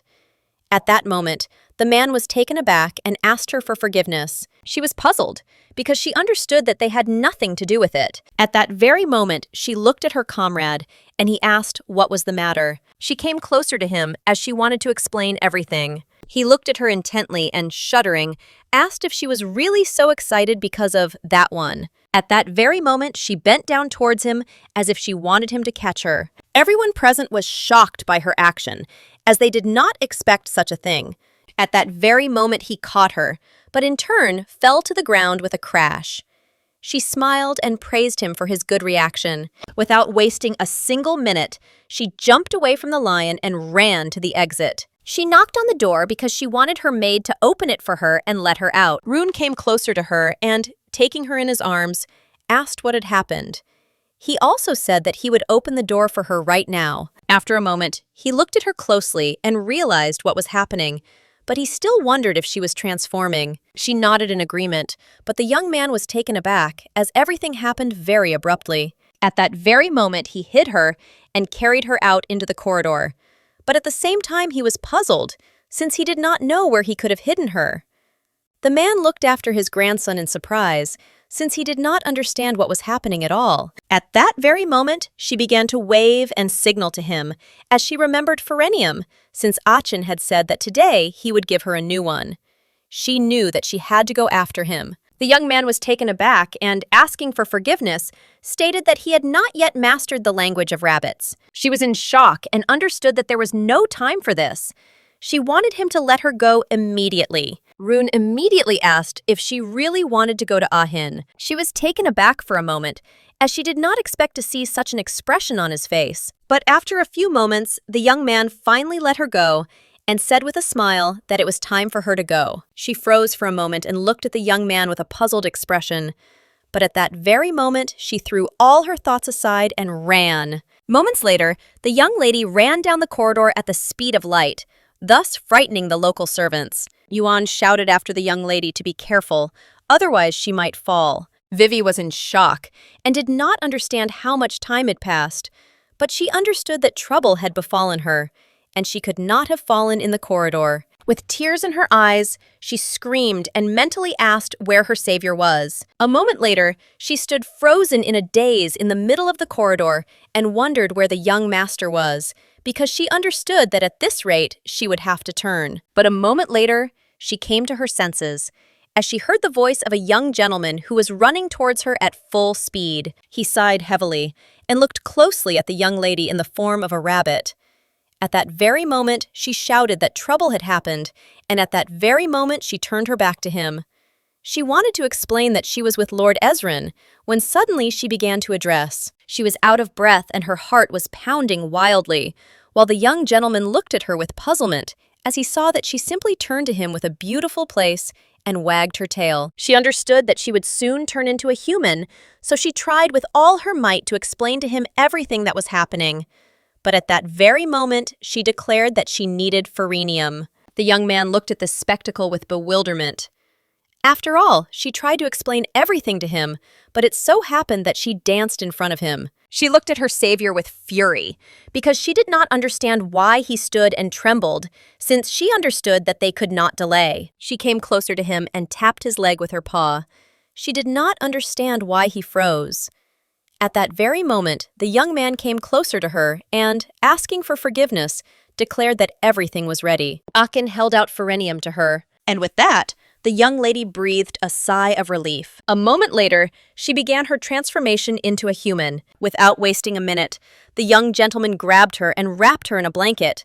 But at the same time, he easily made it so that they moved to the next room. Vivi hurried to get out of the blanket, and with a heavy sigh, she realized that something bad had almost happened to her. A moment later, she raised her head and noticed the young man's intense gaze. She cried out in embarrassment that she had not done it on purpose, but that she had suddenly sensed the master's pheromone. At that very moment, the young man sighed heavily and asked his companion not to be so cruel. She looked at him in bewilderment, as she did not understand what he was talking about, but he only sighed heavily and asked her about it again. At that very moment, she reached out to him and asked how he knew about her appeal. He sighed and stated that it was all because the lion grandfather was too good at showing off his muscles. She asked in surprise if that was the reason he had run to her so quickly. The young gentleman looked tenderly at his companion and declared that he would always run to her.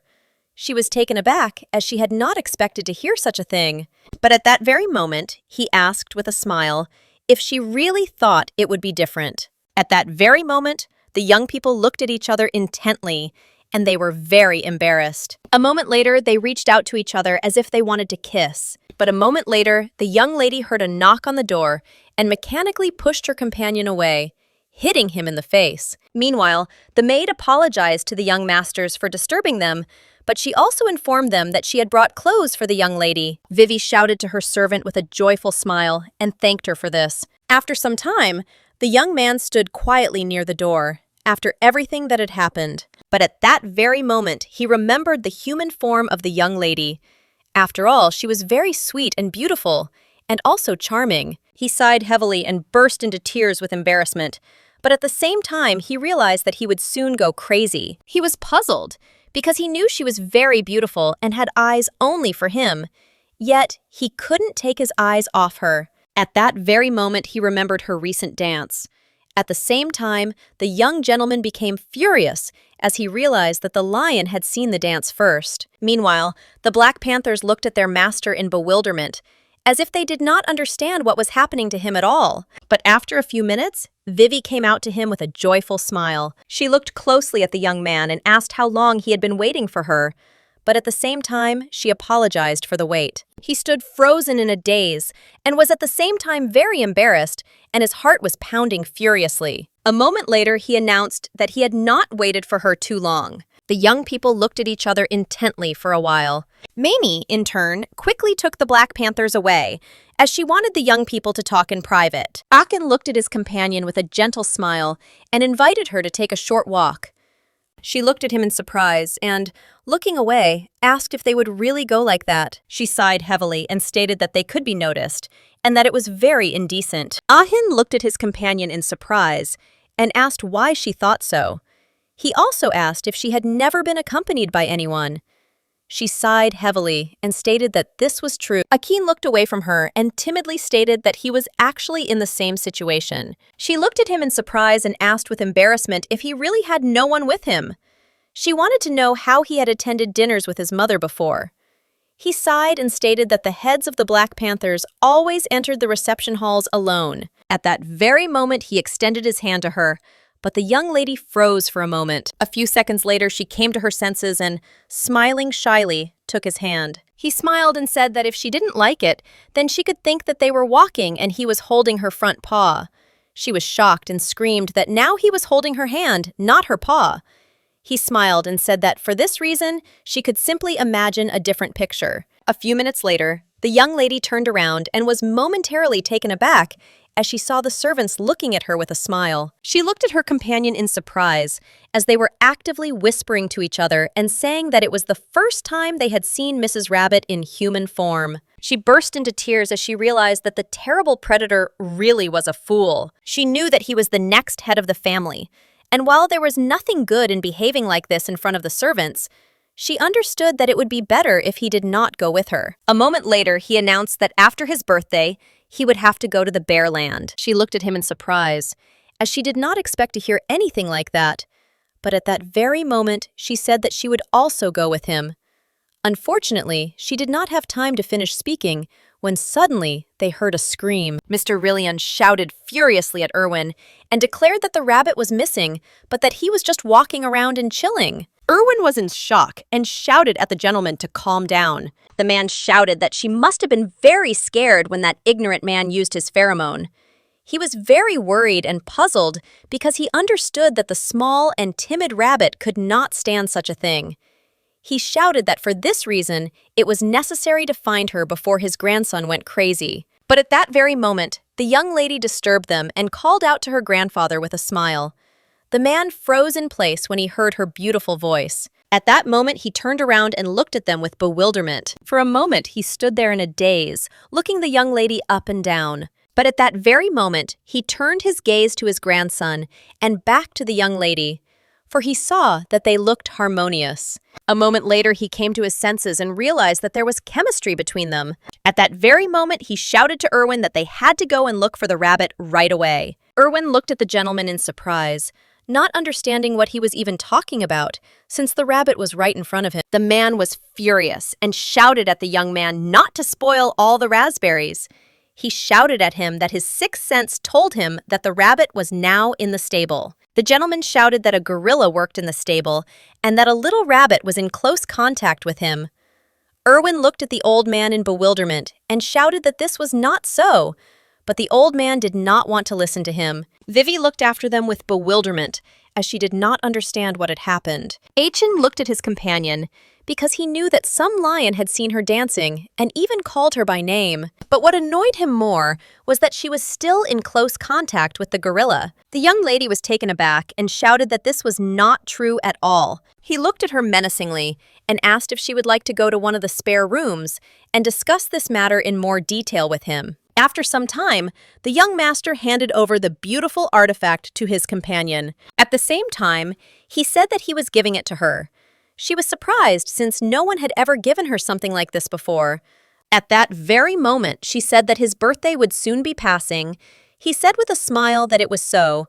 She said that she had thought for a long time, but still had not come up with what kind of gift could please him. He looked at her with a smile and asked why she should worry about something like that.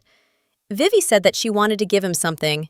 She asked if there was something that he wanted with all his heart. He said with a smile that there was, of course, a lot of that.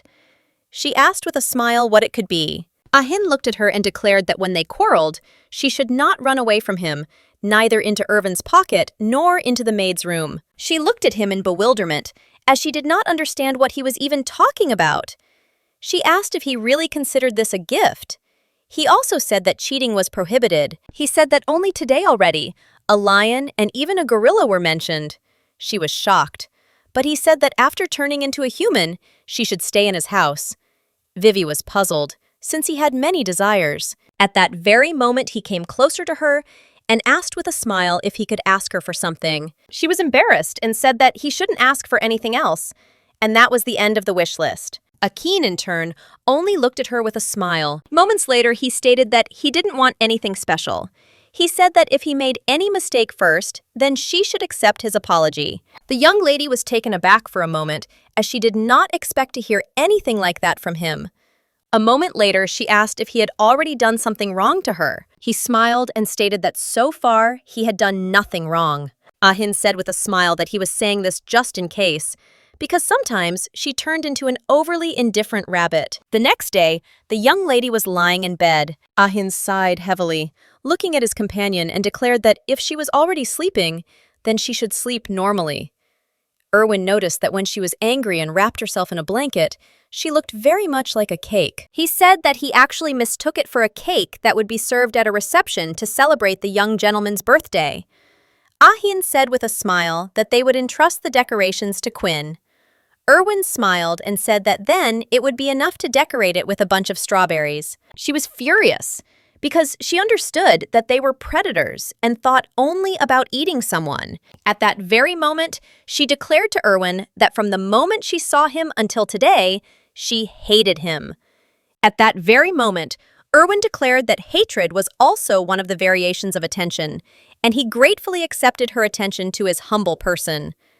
The young master immediately drove away his subordinate. Irwin bowed and told the lady that if she felt hatred towards him, he did not feel the same towards her. She looked at him in surprise, as she didn't expect to hear something like that. At that very moment, his face changed, and he declared that since she had said that she hated him, he would call the chef. Vivi was shocked and screamed that he was an ill-mannered predator. Moments later, the young people were left alone in the room. She sighed and called the young master. At that very moment, she shouted that she could also go to the Bearland. But he quickly stated that she couldn't do that. Achin understood perfectly well that it was dangerous there, and if they did not go by water, then they would have to go through the desert. She was scared because she knew he would be gone for a whole month. At the same time, she was worried that he might have seizures. She screamed that she heard that the road through the desert was very dangerous. And now that she could control the pheromones, she could have gone with him. But the young man was adamant and said that she would stay at home. She understood that everything was very strange, since the pain during attacks is not something that can be simply endured. She knew that even his father died from an attack. At the same time, she wondered if this was the only reason why he did not want to take her. At that very moment, the young lady tripped and fell straight into the young man's arms. He looked at her in surprise, but still managed to catch it. She hugged him tightly and said that she also wanted to go with him. He sighed and said that first he would put her to bed, and then they would continue the conversation. She screamed that she didn't want to, and if he moved, she would run away. Ahin sighed and asked her to calm down and not be stupid. Vivi screamed that he should take her with him. She was furious and asked why she spent days and nights learning to control her pheromone. She knew that no one except her could help him with the attacks. At the same time, she did not understand why he left her again and again and went away alone. She was worried that he might have a seizure after leaving, and at the same time, she knew that she could not just sit idly by. She screamed that if he left her, she would go after him. Ahin said that it was very dangerous. Vivi sighed and said that if he did not like this idea, then he should explain to her why he did not want to take her with him.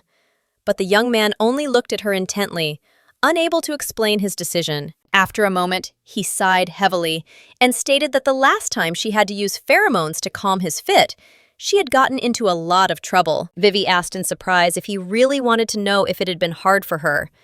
She knew she had been a little tired then. Ahin said that at that moment he felt not how she was transmitting her pheromones to him, but it seemed to him that he had sucked all the juices out of her. He says that he felt that the pheromones she gave him were not enough, and he wanted to sink his teeth into her neck.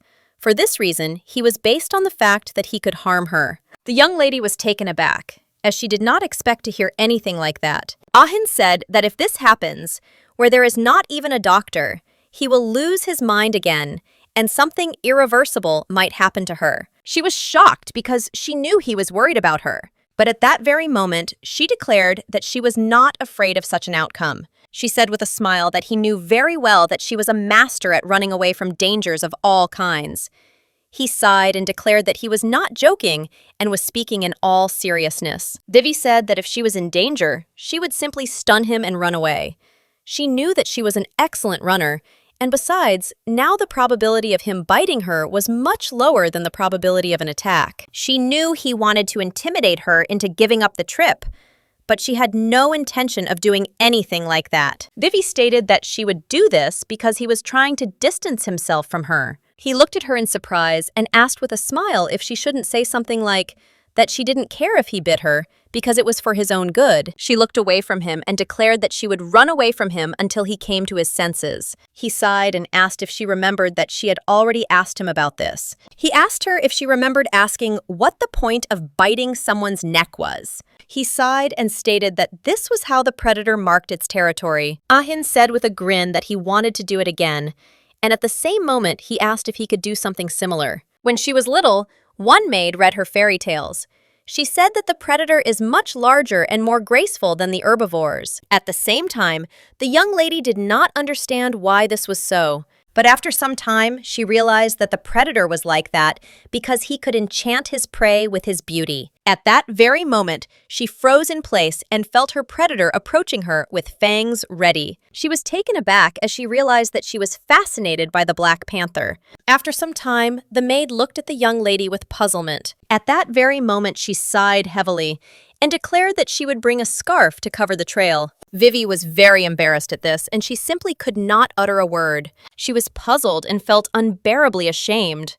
At the same time, the maid told her mistress that she was now in the form of a human, and therefore she should not have been lying on the floor like a rabbit. After some time, the young lady met with Madame. The lady smiled, looking at the girl, and said that she had a very beautiful scarf, and it really livened up her image. Vivi looked at Madame with a smile and stated that it was so. At that very moment, the man looked at the young lady with surprise and a frown, as he did not understand why she had suddenly wrapped the scarf around herself. The lady looked closely at the girl and asked what she wanted to talk about. Vivi smiled and apologized to Madame, and also stated that she would not be attending the dinner party to celebrate the young master's birthday. They looked at her in surprise, as they did not expect to hear such a thing. The man looked at her in surprise and asked why she made such a decision.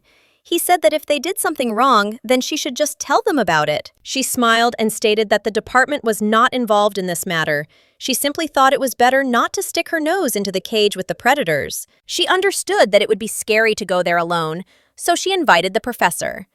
But the professor asked for forgiveness because she wanted to live a little longer, so she could not come and at the same time hoped for understanding. Vivi in turn understood her perfectly and could not blame her for refusing. Vivi knew that even the professor had refused, so she could not participate in such an event alone.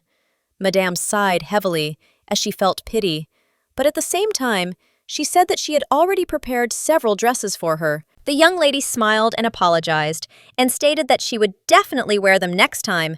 Madame said with a smile that she should try them all on later. That same evening, Vivi looked around the situation. She understood that everyone was now in the banquet hall, so she wanted to quickly deliver the gift to the young gentleman. Moreover, she was not alone, but with her support group. They quickly jumped from one place to another. But a moment later, the young lady was taken aback, as she noticed something. She came closer and saw the forest, as well as the room next to her. At that very moment, she screamed and hid behind her maid because she knew that the fox had predators. She was frightened by the teacher and suggested to her maid to leave the fox. But her maid stated that they could not do something like that. She stated that it was possible that it was an invited guest, and it was her duty as a housemaid to escort the guest to his quarters if any trouble arose. Therefore, she intended to take care of her when she returned. Vivi looked at her maid with admiration, as she understood that she was simply cool. A moment later, Mamie quietly approached the fox. She leaned towards her carefully and asked for forgiveness, but no one answered her. The young lady was shocked, as she saw that the forest did not even move. She assumed the worst, but her maid stated that Alice was simply unconscious. At that very moment, they breathed a sigh of relief. Mamie declared that she would immediately carry her into the room. A moment later, the young lady picked up the dress, as she assumed it was their fox's clothing. Looking at the maid, she offered to take the clothing. At that very moment, she was taken aback, as she guessed who the fox could really be. Leston, meanwhile, walked around the estate in search of his master. Last night, his master declared that he liked the similar rabbit even more than he had expected. He was puzzled when his master stated that he had no other choice. Now the young man was puzzled because his master had made a similar statement and disappeared into thin air. He was very worried, and he had a feeling that his heart would soon stop. He wondered if his master was really going to steal the rabbit. At the same time, he mentally asked his master to calm down. A moment later, he came to his senses and was distracted by hearing a familiar voice. Turning around, he saw Erwin giving orders to everyone else. Leston looked after the young man in surprise. At that very moment, he followed him, because he did not know where he was going, because it seemed to him that Erwin looked suspicious. Moments later, he entered the room, following the young man. He looked at Erwin in surprise as he stared at the cake. He was puzzled and did not know what Erwin was going to do, but a moment later, he noticed that the young man took something out of his pocket. Leston was taken aback and wondered if Erwin had actually taken out the poison, but a moment later, he saw that the young man had merely left a beautiful figurine of a rabbit on the cake. Leston was taken aback and stood frozen in place for a moment in surprise. But after a few seconds, he couldn't take it anymore and asked the young man what he was doing. Erwin looked menacingly at his opponent and declared that they had not seen each other for a long time. Leston shouted and asked if the situation really was conducive to a calm greeting. He did not understand what Erwin was doing with such an important cake for the reception. Erwin looked at the young man in bewilderment and asked what he was talking about. After all, he had simply left a rabbit figurine. Leston said that with his actions he was making a laughingstock of Grace's family. Erwin smiled and said that there was no need to worry about this, because the lady approved of his decision. But the young man only shouted at Erwin not to say such nonsense. Leston reached for the figurine and said that he should remove such a thing before anyone saw. Erwin shouted with fury that the ceremony demanded it. He also told his opponent that everyone knew that he was a coward. Erwin looked at the young man with fury and said that he would like to give him one piece of advice, since they occupied similar positions. Erwin said that the family was now at the mercy of the rabbit, so they were taking special care of him, not allowing any problems. The young man came because he did not expect to hear anything like this. At the same time, he did not understand why his opponent had become so frank. Erwin said that as of yesterday, Mamie the maid who was attached to Mistress Rabbit was suddenly promoted to head maid, and this was a direct order from Mistress. And besides, his master no longer denied that he had fallen under her spell. Just as Mr. Rillion fell before the mighty paws of the rabbit lady, Irving said that now is the dawn of the age of rabbit's feet. Leston sighed heavily and asked the young man why he spoke utter nonsense every time they met. Erwin sighed heavily and felt sorry for his opponent, as he did not understand what opportunities he was losing. He also wondered what Leston was doing in such a place, since he should have been in the ceremonial hall. Leston was taken aback and asked the young man if he had seen that incident, but his master. Erwin immediately pointed in the direction where his master was. Leston was taken aback for a moment and froze in place when he saw his master in the form of a lion. Erwin looked at the young gentleman with a smile and asked if everything was okay with him. Rune, in turn, only raised his paw and purred with a smile. Leston froze in shock, not understanding what had happened. But a moment later he was taken aback and wondered why his master had turned into a lion. Meanwhile, the young ladies were staring at the forest, as she was tired and her instinct for self-preservation kicked in, so she simply returned to her true form. They were told that some time would pass and she would regain her human form. After some time, she finally opened her eyes and thus frightened Vivi. Vivi jumped away from the fox with the speed of lightning. Vivi noted with a smile that the fox was fine. At the same moment, she declared that in that case, they would already go. The fox looked closely at the young lady and with her paw asked her to come closer. Vivi looked at her in surprise, as she did not understand why she was offering to sit closer. But at that very moment, the fox began to take on its human form. The young lady was taken aback and hastened to present her with a blanket. She was shocked as the wheels suddenly became human. The lady said with a smile that there was no need to cover her. She thanked them with a smile for their help, but she said that it seemed like the abundance of males here had a negative impact on her condition. And sometimes it happened that she would return to her true form like this. Vivi, in turn, was very confused, because she had never heard anything like this before. But at that very moment, she was taken aback, as the lady grabbed her by the hair and tenderly declared that she was a beauty. She asked Vivi with a smile if she was the same rabbit she saw last time at the Lord's.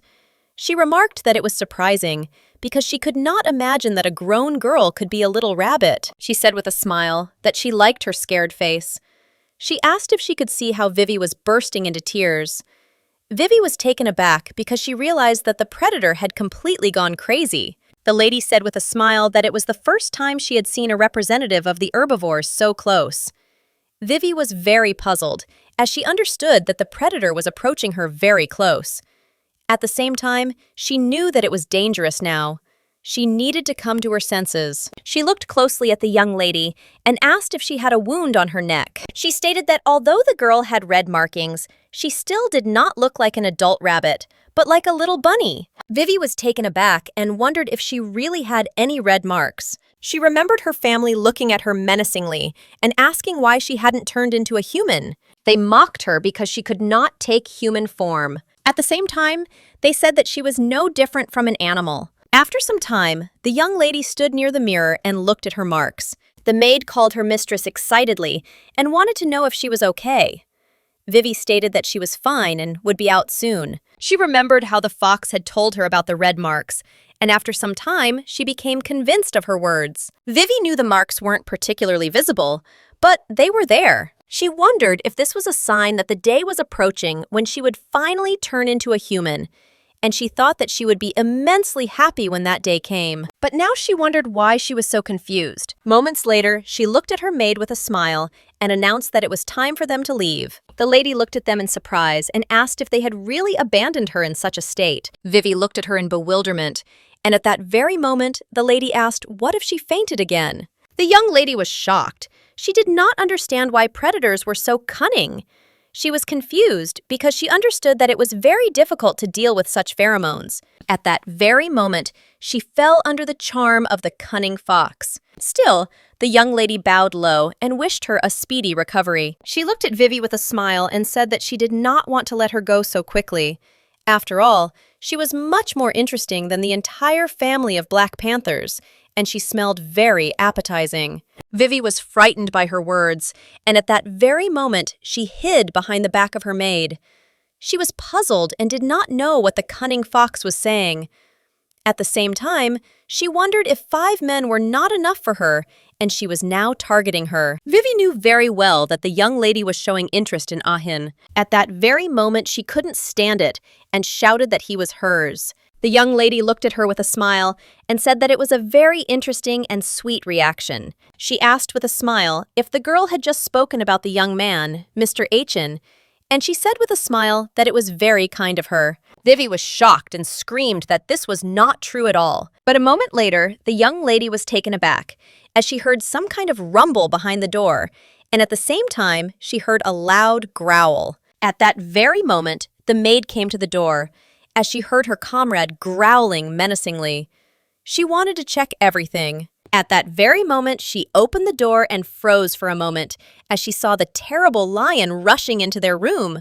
Vivi froze in shock, but the fox simply looked at the lion in bewilderment. He looked at them menacingly. Vivi, in turn, was shocked by his enormous size, and in turn, she could not move. She was very scared, so she ran to the door with lightning speed. Yuan, standing in one of the rooms, looked in surprise at the young lady who was rushing down the corridor. A moment later, he looked in surprise at Ash and Mamie, who were chasing the young lady. But at that very moment, he was taken aback, because he saw a formidable lion who was rushing after them. A moment later, he looked after them with a smile and was happy for the rabbit lady because she was faster than everyone else. Meanwhile, the young lady ran away with tears in her eyes and begged someone to save her.